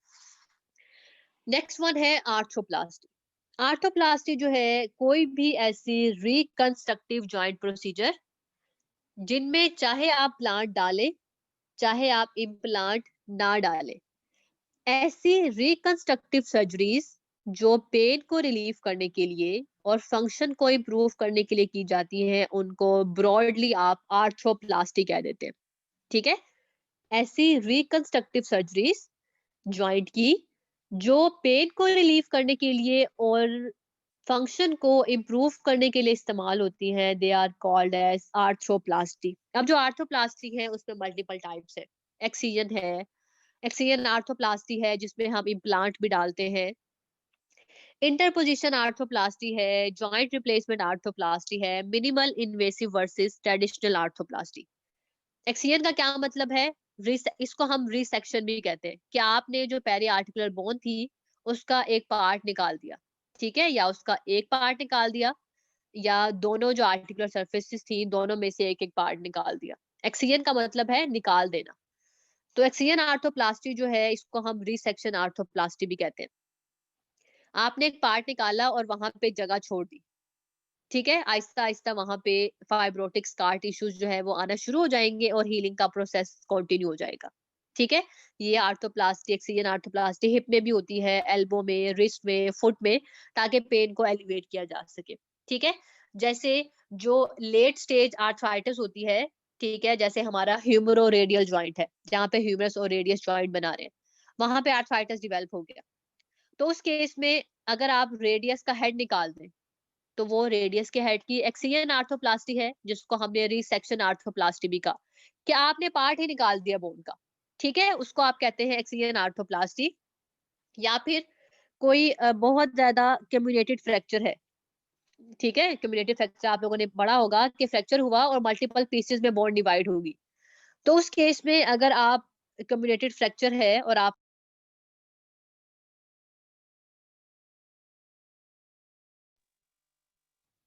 तो जब आपने रेडियल हेड को निकाला, तो उस केस में जो आपका कम्युनेटेड फ्रैक्चर है रेडियल हेड का, वो भी आपकी एक्सियल आर्थोप्लास्टी है, जो कि पेन को कम करने के लिए आपने इस्तेमाल की। ये बहुत पहले इस्तेमाल होता था, अब ये वाली जो सर्जरीज हैं वो बहुत लेस हो गई हैं। ठीक है, पास्ट में बहुत ज्यादा होती थी, अब ये बहुत लेस फ्रिक्वेंटली जो है वो होती है एक्सियल आर्थोप्लास्टी, क्योंकि इसके कुछ डिसएडवांटेजेस है। एक तो जॉइंट की स्टेबिलिटी हो जाती है इसकी वजह से, क्योंकि आपने बोन का पार्ट ही निकाल दिया है, तो आप जॉइंट स्टेबल नहीं रहेगा। इसके अलावा आपके जो मस्कुलर इम्बैलेंसेस हैं और वीकनेस आना शुरू हो जाती है। ठीक है, और अगर आप हिप पे करें अगर आप हिप पे करते हैं, तो उस केस में आपकी जो लेग लेंथ की डिस्क्रिपेंसी है वो आ सकती है, कि आपने एक अगर हिप जॉइंट में किया है, तो आपकी जो दोनों लेग्स है उनकी जो लेंथ है उसमें डिफरेंस आ जाएगा। ठीक है, तो लेग लेंथ की जो डिस्क्रिपेंसीज है वो भी आ सकती है आपकी एक्सियल आर्थोप्लास्टी में। खैर, नेक्स्ट वन है एक्सियल आर्थोप्लास्टी विद इम्प्लांट। आपने एक्सरसाइज किया, लेकिन साथ में आपने क्या किया है कि आपने जो पार्ट निकाला था वहां पे आपने इम्प्लांट लगा दिया। ठीक है, आपने क्या किया है कि आर्टिकुलर सरफेस को रिमूव किया और आपने एक आर्टिफिशियल इम्प्लांट लगा दिया उसकी जगह। तो ये क्या होगा, ये आपकी एक्सियल आर्थोप्लास्टी है, कि आपने इम्प्लांट जो था वो फ्लेक्सिबल सिलिकॉन मटेरियल का लगा दिया। ठीक है, एक्सियल आर्थोप्लास्टी में आप सिर्फ निकालते हैं, कोई इम्प्लांट नहीं लगाते, वहां पे आहिस्ता आहिस्ता स्कार टिश्यू खुद ही बन जाता है। जो एक्सियल आर्थोप्लास्टी विद इम्प्लांट होती है, उस पे आप इम्प्लांट को ऐड कर देते हैं। नेक्स्ट वन है इंटरपोजिशन। इंटरपोजिशन आर्थोप्लास्टी में आप क्या करते हैं, जब आपने बायोलॉजिकली रीसर्फेसिंग करनी है जॉइंट की, ताकि न्यू आर्टिकुलर सरफेस जो है वो जॉइंट को मिल जाए, तो उस केस में आप इंटरपोजिशन करते हैं। क्या आपने क्या किया कि जो इन्वॉल्व जॉइंट है उसके सरफेस को आपने डिब्राइड किया। ठीक है, डिब्राइडमेंट करने के बाद आपने एक फॉरेन जो मटेरियल था उसको उन दो जॉइंट सरफेस के दरमियान में प्लेस कर दिया। कोई भी वैरायटी ऑफ मटेरियल इस्तेमाल हो सकता है जॉइंट को सरफेस, जॉइंट की सरफेस को कवर करने के लिए, जैसे फेशिया, टेंडन, सिलिकॉन मटेरियल या मेटल। ठीक है, तो इस तरह की जो आर्थोप्लास्टीज होती है ये मोस्टली हम यंग में इस्तेमाल करते हैं, जिनमें पेन बहुत ज्यादा है या लॉस ऑफ फंक्शन है। तो हम क्या करते हैं, हम उसके जॉइंट सरफेस, जॉइंट की जो सरफेस है उसको रीसरफेस कर देते हैं। रीसरफेस क्या मतलब, इंटरपोजिशन, कि आपने जो जॉइंट खराब हुआ हुआ था उसकी वहां से डिब्राइडमेंट की, उसको उखाड़ा, उसको वहां से साफ किया और उसकी जगह पे एक नया जो सरफेस है वो आपने रख दी। ठीक है, तो इस तरह की जो सर्जरीज होती है इसको आप इंटरपोजिशन आर्थोप्लास्टी कहती है। इसके अलावा है joint replacement arthroplasty. Joint replacement arthroplasty का मतलब है कि आपने टोटली जॉइंट को रिप्लेस कर दिया। अगर आप पूरे के पूरे जॉइंट को रिप्लेस करेंगे that is total joint replacement. अगर आप हाफ जॉइंट को रिप्लेस करते हैं दैट इज हेमी रिप्लेसमेंट। ठीक है, जैसे फॉर एग्जांपल मैंने हिप जॉइंट की रिप्लेसमेंट करनी है, पेशेंट को बहुत सिवियर ऑस्टियोआर्थराइटिस हो गया हिप जॉइंट का, अब मैंने हिप जॉइंट की रिप्लेसमेंट सर्जरी करानी है। तो अगर मैं एसिटेबुलम को, फेमरल हेड को, फेमरल स्टेम को, तीनों को चेंज करके आर्टिफिशियल इम्प्लांट डाल दूं, तो वो मेरी टोटल हिप रिप्लेसमेंट है। लेकिन अगर मेरा फेमरल हेड बिल्कुल ठीक है, सिर्फ एसिटेबुलम में डिस्ट्रक्शन आई है, मैं सिर्फ एसिटेबुलम के पार्ट को चेंज करके आर्टिफिशियल इम्प्लांट डाल रही हूँ, तो उस केस में वो मेरी हेमी रिप्लेसमेंट है। तो पूरे का पूरा जॉइंट अगर रिप्लेस होता है that is total joint replacement, अगर हाफ जॉइंट रिप्लेस होता है दैट इज हेमी रिप्लेसमेंट। तो जॉइंट रिप्लेसमेंट आर्थोप्लास्टीज जो है ये भी हम करा सकते हैं हमारे जो क्लिनिकल जो हमारे ऑस्टियोआर्थराइटिस ग्रेड 4 हो जाए, तो उस केस में हम जॉइंट की कंप्लीट रिप्लेसमेंट या हेमी रिप्लेसमेंट सर्जरीज जो है वो पेशेंट को रिकमेंड करते हैं। ठीक है, इसमें बहुत डिटेल है जॉइंट रिप्लेसमेंट सर्जरीज के अंदर। वो जो सारे डिटेल है वो हम पढ़ेंगे आगे कि आप कौन सा मटेरियल इस्तेमाल करते हैं, कौन सा मटेरियल इस्तेमाल जो है वो नहीं होता। ठीक है, इम्प्लांट जो है वो मेटल का भी हो सकता है, इम्प्लांट जो है वो सेमी रिजिड भी होते हैं जिसमें हम प्लास्टिक पॉलीइथाइलीन इस्तेमाल करते हैं। इम्प्लांटमेंट के जो डिजाइन है वो भी 3 तरह के होते हैं, अनकंस्ट्रेंड, सेमी कंस्ट्रेंड और फुली कंस्ट्रेंड। इनमें क्या डिफरेंस है? मेथड ऑफ फिक्सेशन जो है वो सीमेंटेड हो सकता है, नॉन सीमेंटेड हो सकता है। तो जो जॉइंट रिप्लेसमेंट आर्थोप्लास्टीज है इनकी प्रॉपर डिटेल्ड है। इसमें जो आगे है that is minimally invasive versus traditional arthroplasty. Minimal invasive का क्या मतलब है कि आपने ऐसी recent advance joint replacement arthroplasty use की है जिसमें आप सिर्फ मिनिमल इंसिजन दे रहे हैं पेशेंट को, कि आप उसके जो सॉफ्ट टिश्यूज हैं उनको लेस डिस्टर्ब कर रहे हैं, स्मॉलर इंसिजन है।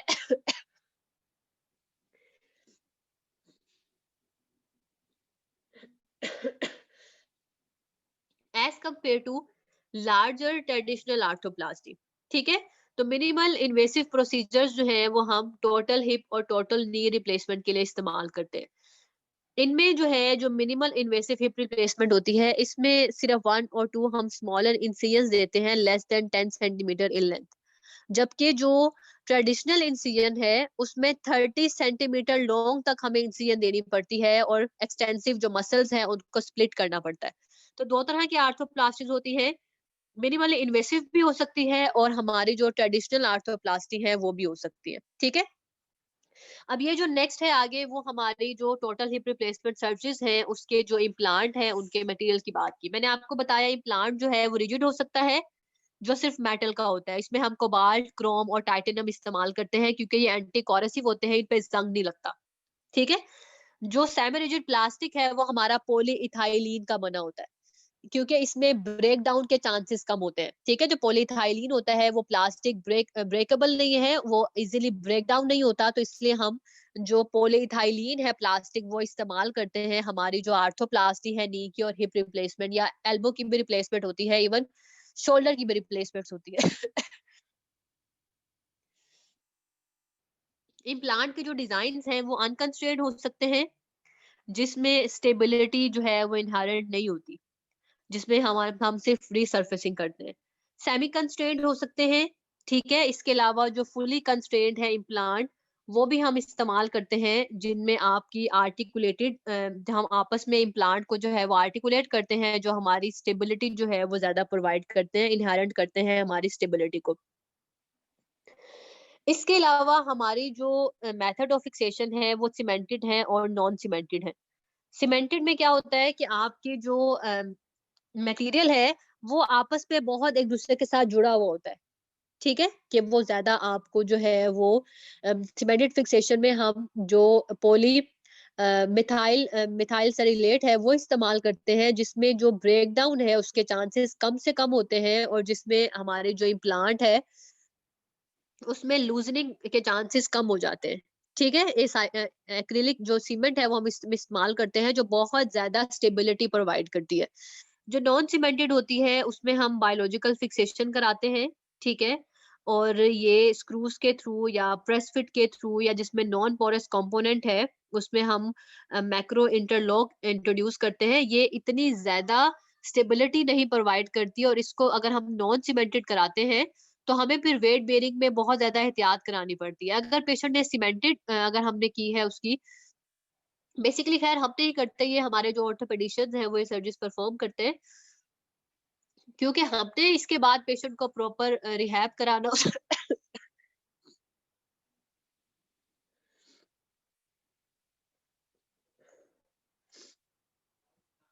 हमने इसके बाद प्रॉपर पेशेंट को रिहैब कराना होता है बीइंग अ फिजिकल थेरेपिस्ट। तो इस वजह से हमारे लिए सीमेंटेड और नॉन सीमेंटेड का समझना जरूरी है क्योंकि सीमेंटेड के बाद हम अर्ली वेट बेरिंग एक्सरसाइजेज जो है वो पेशेंट को करा सकते हैं, नॉन सीमेंटेड के बाद जो अर्ली वेट बेरिंग एक्सरसाइजेज है वो हम नहीं कराते। ठीक है, हाइब्रिड में क्या होता है, जैसे अगर हमने कंप्लीट आर्थोप्लास्टी की है तो हाइब्रिड में ये होगा कि एक जो पार्ट होगा वो नॉन सीमेंटेड कंपोनेंट का होगा और जो दूसरा पार्ट होगा वो सीमेंटेड का होगा। तो ये डिफरेंट अप्रोचेस हैं जो जॉइंट रिप्लेसमेंट सर्जरीज के अंदर इस्तेमाल होती हैं। कॉन्ट्राइंडिकेशंस क्या है टोटल जॉइंट आर्थ्रोप्लास्टी की? अगर जॉइंट में इन्फेक्शन हो एक्टिव तो आप नहीं कराते, अगर क्रॉनिक ऑस्टियोमाइलाइटिस है तो आप नहीं करा सकते, सिस्टेमिक इन्फेक्शन है पेशेंट को, उस केस में हम जो रिप्लेसमेंट सर्जरीज हैं वो रिकमेंड नहीं करते। पेशेंट का सब्सटेंशियल लॉस ऑफ बोन है और उसको ट्यूमर्स हो गए हैं, ठीक है, जो ऑब्वियस बात है अगर ट्यूमर्स हैं वो जो इम्प्लांट को वो फिक्स नहीं होने देंगे तो उस केस में हम ट्यूमर्स के केस में जो सर्जरीज हैं वो नहीं करा सकते।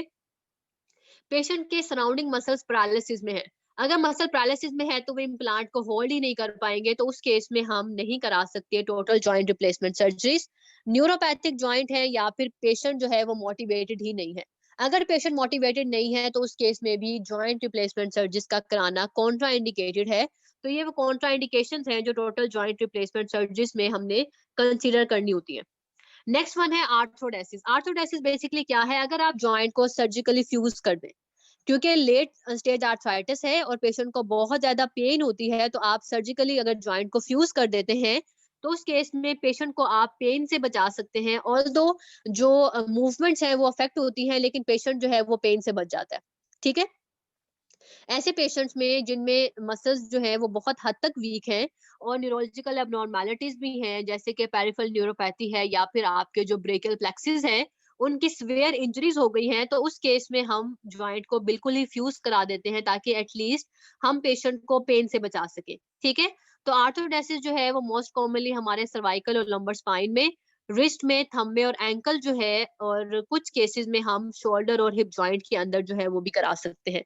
अब जो आर्थ्रोडेसिस है उनमें हमने क्या किया है, हमने जॉइंट को फ्यूज कर दिया। ये आपके सामने जो वर्टिब्रास है उनकी फ्यूजन की डायग्राम है कि हमने बोन की जो वर्टिब्रास थी उनको फ्यूज कर दिया है, तो ताकि इस पे मूवमेंट ना हो सके और पेशेंट जो है उसको हम पेन से बचा सके। तो इस प्रोसीजर को हम कहते हैं दैट इज आर्थ्रोडेसिस, कि सर्जिकली हमने हमारे जो जॉइंट्स हैं उनको फ्यूज करा दिया, ठीक है। अब जो आर्थ्रोडेसिस है वो डिफरेंट पोजीशंस में होती है, ऐसा नहीं है कि आप कहीं पे भी जो आपके जॉइंट्स हैं उनको कहीं पे भी आप जो है वो फ्यूज करा दें। जैसे शोल्डर के लिए आपने अगर आर्थ्रोडेसिस करानी है तो शोल्डर को आपने 15 डिग्री टू 30 डिग्री एबडक्शन में रखना है और साथ में फ्लेक्शन हो, ठीक है, और 45 डिग्री की इंटरनल रोटेशन होगी। इस तरह की पोजीशन के पेशेंट जो है वो अपना हाथ आराम से अपने मुंह तक लेके जा सके, उसको बिल्कुल ही डिसेबिलिटी ना हो, ठीक है, बस हमने पेन से उसको बचाना है। तो उस केस में हम इस पोजीशन में शोल्डर जॉइंट को आर्थ्रोडेसिस करा सकते हैं।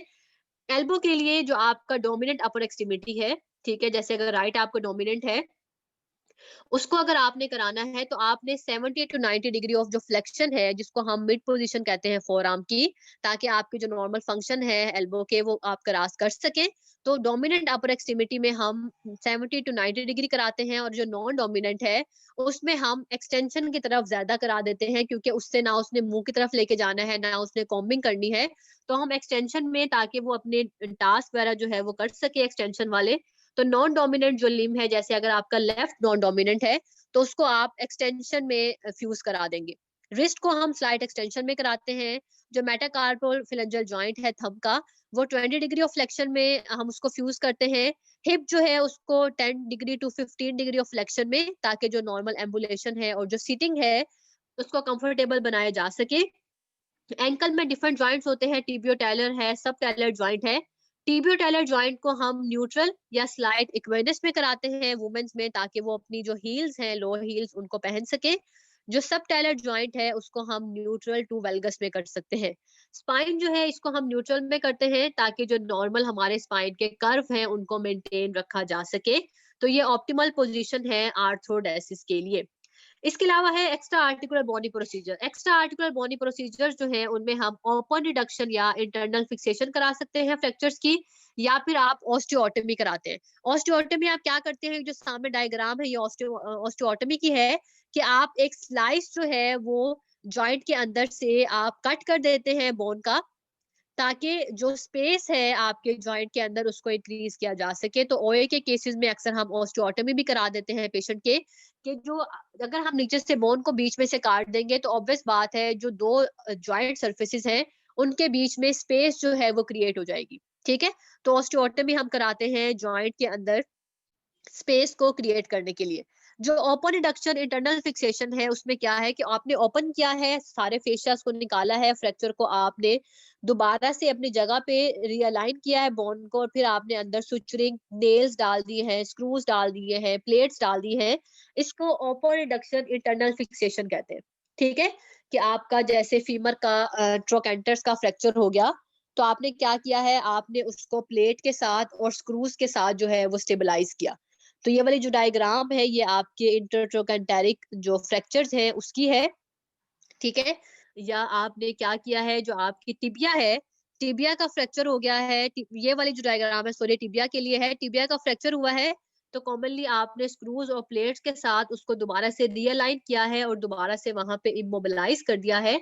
तो ये आपकी ओपन इंडक्शन इंटरनल फिक्सेशन है। ऑस्टियोटॉमी का मैंने आपको बता दिया पहले ही कि सर्जिकल जो कटिंग है और जो रीअलाइनमेंट है बोन की, उसको आप ऑस्टियोटॉमी कहते हैं। ये इस वजह से करते हैं आप जो आपके मस्कुलोस्केलेटल डिसऑर्डर्स हैं, जो आपकी पेन है उसको आप कम कर सकें, डिफॉर्मिटी को करेक्ट कर सकें।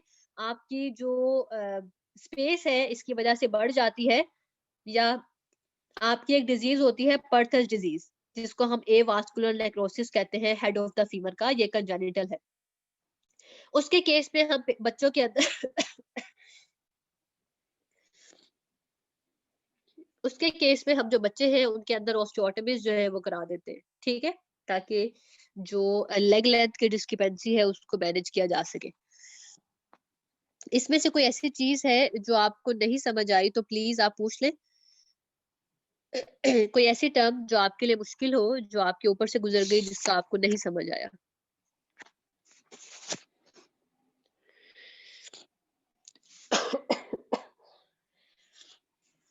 है कोई क्वेश्चन?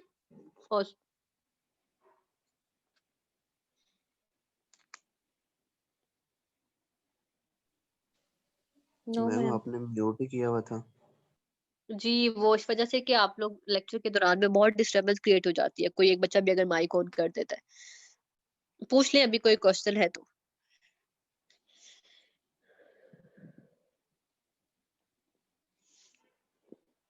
है किसी का कोई क्वेश्चन, कोई ऐसी चीज जो आपको समझ ना आई हो? नो ये मैम, सारे मुझे मेरे लगता है समझ कर दीजिएगा, हम पढ़ लेंगे। हाँ, मैं लेक्चर आपको मेल कर दूंगी। इससे पीछे वाले सारे लेक्चर्स आपके पास हैं, अभी वाला लेक्चर जो है मैं आपको मेल कर देती हूँ। ओके मैम, मैम थैंक ये यू मैम। बता दें एग्जैक्ट जो है हमारा ये वाइवा कब होगा स्टार्ट? बेटा मैंने आपको यही तो बताया है कि अभी असेसमेंट प्लान रिवाइज हो रहा है, उसमें ठीक है टाइम लगेगा। ठीक जैसे है ही असेसमेंट प्लान बन जाएगा तो मैं आप लोगों को हर चीज के बारे में अपडेट कर दूंगी, यस मैम ठीक है। क्योंकि अभी हमें नहीं पता कि हमने क्या करना है। ठीक है, जैसे ही पता चलेगा तो मैं आपको बता दूंगी। ठीक ओके मैम। मैम एक और मैम चीज एक पूछती, जी बेटा पूछ ले। एससीपी की जो हमारे पेपर्स वगैरह होते हैं वो थ्योरी के पेपर्स के बाद होते हैं? एससीपी का रिटर्न तो कभी भी नहीं होता, वो जो भी वो एससीपी के होते हैं। वाइवाज होते हैं। आपने लॉग बुक सबमिट करानी होती है, उसके अलग मार्क्स होते हैं, और फिर एससीपी के आपके वाइवाज होते हैं। ओके तो मैम मैम, अभी तक एक हमारा कुछ भी स्टार्ट ही नहीं हुआ। क्यों? एससीपी तो ऑनलाइन होनी थी ना, एससीपी ऑनलाइन नहीं हो रही? मैम नहीं जी हो रही मैम, ना, ऑनलाइन SCP-1 है ना। हम्म। तो अभी मेल आई थी मैम सिर्फ कि सर आपको अफनान यदि कह आपकी रहे थे कि कोर्स। दिसंबर में स्टार्ट होनी है, दिसंबर के लास्ट पे या जनवरी के स्टार्ट में एससीपी हमारी। ठीक है, तो फिर वो उसी टाइम पे स्टार्ट होगी ना, जो उन्होंने उस मैम टाइम पे एक चीज बनाया पूछ रही होगा। थी कि जी। वो कोई मैनुअल रजिस्ट्रेशन हो रही थी एससीपी की ना, तो मैंने वो करवा ली। तो उस वक्त वो कह रहे थे कि अगर अभी ना करवाई तो आपका ये पता नहीं कोई इशू होगा, इस तरह वो बोल रहे थे। तो अब वो नहीं एससीपी सर कराई अफनान है? ने कहा था कि आपकी रजिस्ट्रेशन होगी हुई है, जब आपको मेल आएगी तो तब आप यूनिवर्सिटी आके दोबारा रजिस्ट्रेशन करा लें। अभी आपकी कोई रजिस्ट्रेशन नहीं हो रही फिफ्थ अभी सेमेस्टर स्प्रिंग वालों वालों की की। तो हो मैम रही है मैंने उस वक्त करवा ली जी ना अभी स्प्रिंग वालों की हो रही है। तो अब वो सीन है कि वो फ्राइडे को क्लैश आ रहा है मेरा कोई, तो वो कैसे रिजॉल्व होगा? आपका फ्राइडे को क्लास का क्लैश आ रहा है? क्लास का क्लैश आ रहा है। 3 बजे वो एससीपी और 3:30 बजे मेरी क्लास है। 3 बजे अगर एससीपी है तो मेरा ख्याल है कि ऑनलाइन अगर होगी तो मेरा नहीं ख्याल कि वो कि उसकी कोई 1.5 घंटे की क्लास होगी। आप वैसे बात करके देख लें, अदरवाइज फिर यही होगा कि आप रिकॉर्डिंग्स के थ्रू ही उसको फिर सुन सकेंगे, क्योंकि वो एक-एक बच्चे का क्लैश नहीं रिमूव कर सकेंगे ना। वही तो मैम, इसके लिए कैंपस विजिट करना पड़ेगा और एंट्री का भी इशू हो रहा है। नहीं, एंट्री का भी इशू नहीं है, वो सिर्फ फर्स्ट वीक में था, अब नहीं है।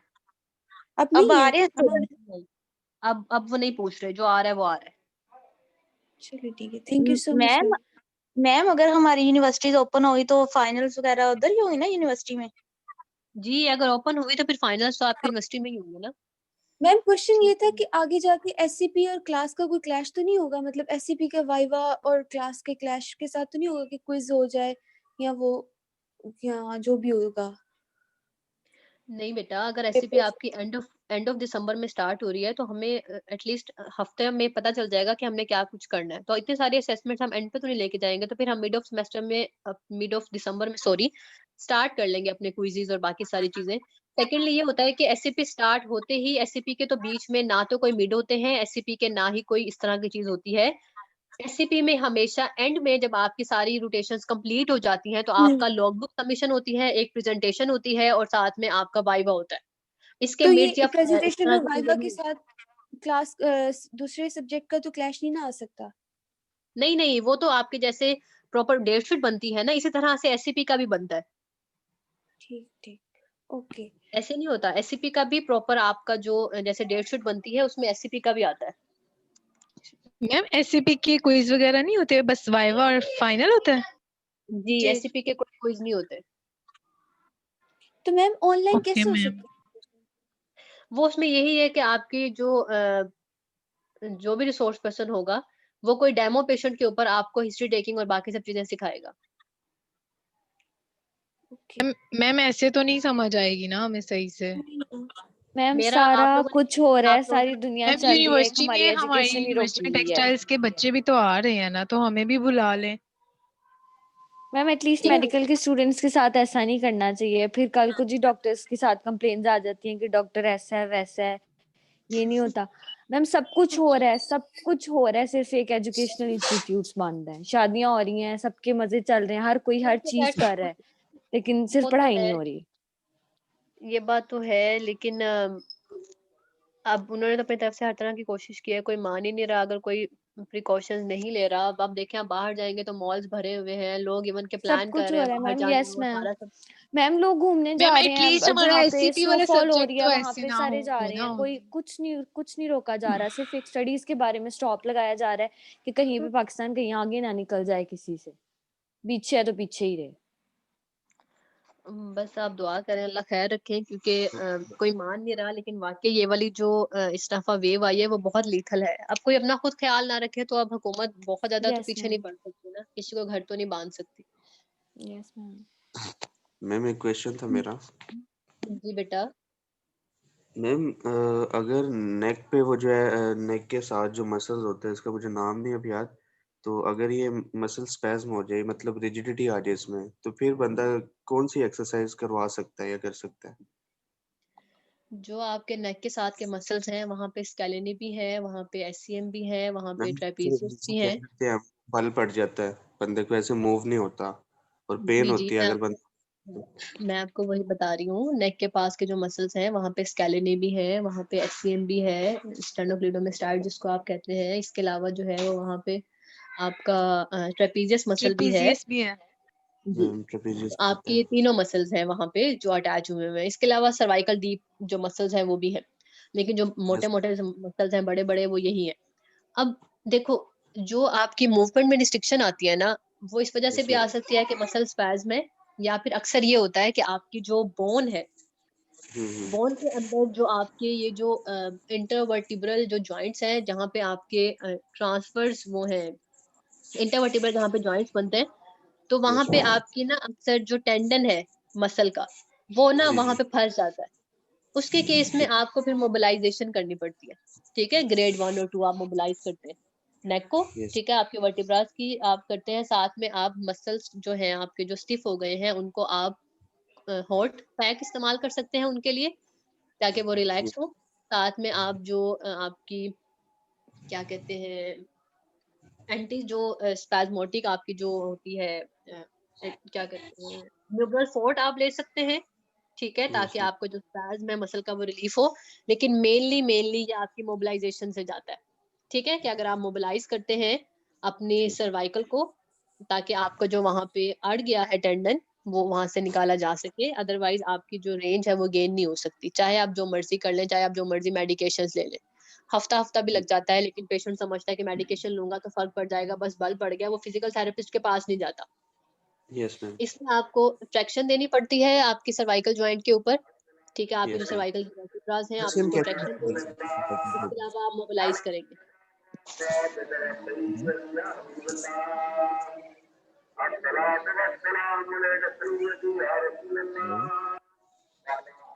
हेलो, मैम आवाज आ रही है मेरी? जी बेटा, मैम मैं कह रहा था कि क्या चीज? ट्रैक्शन बंदा कैसे ले सकता है? सर्वाइकल की ट्रैक्शन असल में ये आप लोग पढ़ेंगे थेरेप्यूटिक्स में, यस मैम।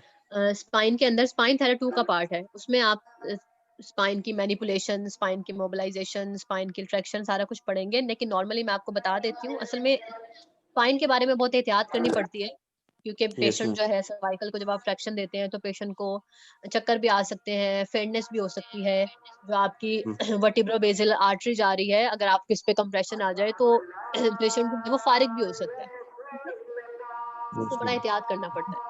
मोबिलाइजेशन मैम कैसे हम लोग लीव कर सकते हैं? जी बेटा, जो लीव करना चाहते हैं वो लीव कर सकते हैं।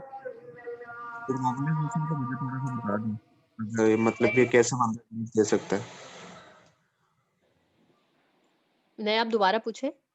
मैम मैं ये कह रहा था कि मोबिलाइजेशन 1-2 आपने बताई कि बंदा वो करवा सकता है, वो बंदा कैसे करवाए?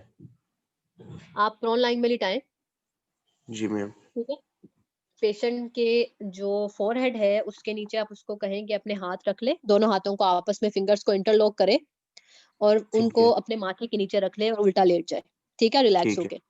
उसके यस मैम। बाद आपने उसके स्पाइन को पॉलपेट करना है, ठीक है। और फिर आप वहां पे थंब से जो स्पाइनस प्रोसेस है, ये जो साइड में उसके ट्रांसफर्स है, ठीक है, वहां पे जी मैम। आप पेशेंट को लाइट सी ग्लाइडिंग दे सकते हैं। आप नेट पे भी निकालेंगे कि मोबिलाइजेशन फॉर सर्वाइकल स्पाइन, तो आपको पूरी वीडियो आ जाएगी, तो आप वहां से देख के उसको अप्लाई कर दें। ठीक है मैम। लेकिन एहतियात करनी है, इसमें पेशेंट फेंट भी हो सकता है, अच्छा ठीक है मैम। ठीक कोई है। नहीं मैम, फर्स्ट एक्सपीरियंस देखते हैं। नहीं पता है फिजिकल थेरेपी में आपके हाथ तभी साफ होते हैं जब आप पेशेंट करते हैं। Yes ma'am. बंदा अगर ये सोचे कि मुझे नहीं आता और कुछ हो ना जाए, वैसे तो खैर पता नहीं ये एथिकली ठीक है या नहीं, लेकिन अगर आप ऐसे नहीं करेंगे तो आप सीखेंगे नहीं। तो बिल्कुल म्यो में मैम। जब हम थे थर्ड ईयर में, तो म्यो में डेली बेसिस की ओपीडी जो थी वो 100 पेशेंट्स तो आते ही थे। हमें उस टाइम पे कुछ अच्छा भी नहीं आता था, लेकिन हमने हाथ साफ उन्हीं पे किया है। ठीक है मैम, बस हम भी करते हैं हाथ साफ। हाँ, आप एक दूसरे के साथ मॉडल बन सकते हैं, कभी उसको लिटाया कभी उसको लिटाया, लेकिन इसके लिए मैं चाह रही थी आप लोगों के प्रैक्टिकल्स एक दफा हो जाए। अब देखते हैं क्या सीन बिल्कुल। बनता है, क्योंकि स्ट्रेचिंग के, मोबिलाइजेशन के जो मेन मोबिलाइजेशन हैं पेरिफेरल जॉइंट्स की, स्पाइन तो आप लोगों ने थेरेटो में पढ़नी है, लेकिन जो आपके पेरिफेरल जॉइंट्स हैं उनकी मोबिलाइजेशन मैं एक दफा चाह रही हूँ कि आपको मैं एज सुन एज पॉसिबल करवा दूं, ताकि एटलीस्ट कुछ तो नॉलेज हो आप लोगों के पास। मैम क्लास प्रैक्टिकल ना होने की वजह से ऐसा लगता है कि हमने पहले भी जो जो एक्सरसाइजेस सीखी हैं कुछ भी याद नहीं है। लाइक वीडियोस आप हाँ जितनी मर्जी देख लो, थोड़े अरसे के बाद भूल जाती हैं। हाँ, जो चीजें आपने अपने हाथ से नहीं की होती हैं आपको नहीं याद रहती, जो आप एक दफा अपने मैम हाथ से परफॉर्म कर लेते हैं वो आपको याद रहते हैं। मैम जी हमें तो बेटा। लगता है कि बस 2-3 ही कुछ किए थे, काइनी में 1-2 एक्सपेरिमेंट, मतलब वो एक्सरसाइजेस कुछ मेजरमेंट्स की थी, उसके अलावा तो बस। गायनी में तो आपने मैम गोनियो और एमएमटी पढ़ी होगी ना। मैम यूनिवर्सिटी वालों से रिक्वेस्ट करके कर नहीं सकते हाइब्रिड सिस्टम में, अगर प्रैक्टिकल्स ही हमारे हो जाए, क्योंकि ऐसे तो पढ़ने का भी मजा नहीं आ रहा, सही जैसे पढ़ा जाता है, हम मैम लैब फिजियोथेरेपिस्ट क्लासेस भी तो यूनिवर्सिटी में हो कैसे रही हो हैं, तो सकता हमारे है? प्रैक्टिकल क्यों नहीं हो सकते? और हमारे लिए तो जरूरी है, हम जो पढ़ रहे हैं साथ जब परफॉर्म नहीं कर रहे तो कब हमें याद होगा? कभी भी नहीं। मैम लाइक हमें हम जितना याद भी मर्जी नहीं होता पढ़ते ऐसे जाएंगे। वाला। मैम आप बाद लोग में इसका कब एक हमारे दफा, पास टाइम होगा कि हम परफॉर्म करें और दोबारा से वो सारी चीजें पढ़ें दोबारा? हाँ मैं मैम तो आप कुछ बार चाह रही बार थी कि थेरेटिकल जो चीजें हैं वो साथ साथ अगर आपकी हो जाती हैं इसमें तो ज्यादा है, क्योंकि मुझे जब आपको प्रैक्टिकल्स कराने पड़ेंगे तो दोबारा से एक बैकग्राउंड नॉलेज देनी पड़ेगी और सारा कुछ करना पड़ेगा, तो वो डबल ही हो जाएगा काम। लेकिन होपफुली यस जनवरी मैम में बिल्कुल आपके महसूस प्रैक्टिकल्स होंगे। सिर्फ दिसंबर को गुजरने दें, मैं आपके किसी भी तरह जनवरी में जो है वो प्रैक्टिकल्स अरेंज कर लूंगी इंशाल्लाह। इंशाल्लाह मैम, ठीक है। इंशाल्लाह मैम। क्योंकि मैम हमारे प्रैक्टिकल के बगैर पढ़ने का भी कोई फायदा नहीं, क्योंकि जब हमने पेपर तक या वाइवा तक उसके बाद भूल जाना है, तो फिर वो पढ़ा किस काम का। नहीं, थेराप्यूटिक्स तो वैसे भी प्रैक्टिकल है, इसमें सारे प्रैक्टिकल्स ही है, तो वो आपके होंगे प्रैक्टिकल्स। उसके अलावा मुझे पता है नहीं समझ आएगी या नहीं आता उस तरह से, तो मैं इस चीज को डिनाई नहीं कर रही। आपने कभी भी कहा, मैंने ये नहीं कहा कि नहीं होंगे, मैं कराऊंगी क्योंकि मेरी नहीं मैम वो रिस्पॉन्सिबिलिटी है आपकी ये। बात नहीं कर रही। आप तो जाहिर है ये अभी सब्जेक्ट है, लेकिन जो लॉस हमारा हो चुका है वो तो पहले से हो रहा है। लास्ट सेमेस्टर में भी हमारे 2-3 सब्जेक्ट ऐसे थे कि जिनको प्रैक्टिकल परफॉर्म काफी होना चाहिए था। लाइक टीचर जैसे लाइव हम्म। समझा सकती है वैसा नहीं आ सकता। एक्सरसाइज थी, काइनी थी, बट तब भी नहीं हुआ, ऐसे ही है। अब हमें ऐसा लगता है जैसे पता नहीं क्या पढ़ा था हमने। चलें, चीजें तो साइड बाय साइड रिवाइज हो जाएंगी इंशाल्लाह। आप इसके थ्योरेटिकल उसके ऊपर अपनी कमान रखें, जब आपको वो चीज़ें समझ आ जाएंगी तो इंशाल्लाह आप प्रैक्टिकल भी अच्छा परफॉर्म कर लेंगे, क्योंकि प्रैक्टिकल के लिए फिर बस आपको एक दफ़ा डेमोन्स्ट्रेट करना है, पीछे बैकग्राउंड नॉलेज तो वही रहेगी जो थ्योरेटिकल है। ठीक है। जी मैम इंशाल्लाह। और मैम एससीपी का क्या करें, या फिर किसी से इन्फॉर्मेशन लेके अभी वेट करेंगे, कोई मेल हमें खुद ही आ जाएगी? एससीपी का आप लोगों ने खुद तो कहा है कि दिसंबर में स्टार्ट होगी, एंड में। मैम पता नहीं, हमें तो नहीं बताया किसी ने, बस ये था कि हमें मैम सर रजिस्ट्रेशन के लिए अफनान ने कोर्स। बताया था कि फिफ्थ वो तो जो गया फिफ्थ था हमको सेमेस्टर बताया था ना, जस्ट टॉकिंग इन तो सर जनरल, ने कि मेल कोई नहीं आई थी। तो सर ने मेल जब कहा मैम था कि जब लास्ट मेल आपकी आई है। स्टार्ट होने वाली होगी तो आपको मेल आ जाएगी। सर ने कहा था कि जब स्टार्ट होने वाली आप होगी तो आपको ऑफिशियल मेल लाजमी आएगी। मैम पहले तो हमारे कोर्स इंस्ट्रक्टर भी आ रहे थे, सर नवीद, तो अब तो वो भी नहीं आ रहे। मैम जो तो हमें मैम फर्स्ट मेल आई थी ना, उसमें 4 जनवरी मेंशन है, और वो मेल मेरे पास अभी भी है। ठीक है, फिर शायद सबको नहीं गई मेल या कुछ इस तरह वाला है, लेकिन मैंने भी यही सुना था कि एससीपी जो है वो एंड ऑफ दिसंबर में स्टार्ट होगी, या जैसे वो कह रहे हैं कि 4 जनवरी की आई हुई है मेल। खैर मैं इसको कंफर्म कर लूंगी।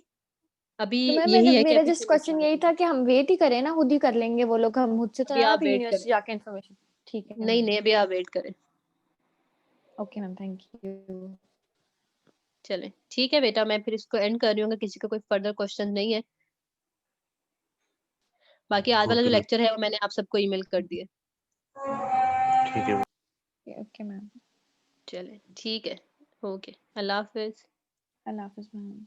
अल्लाह अल्लाह हाफिज। हाफिज।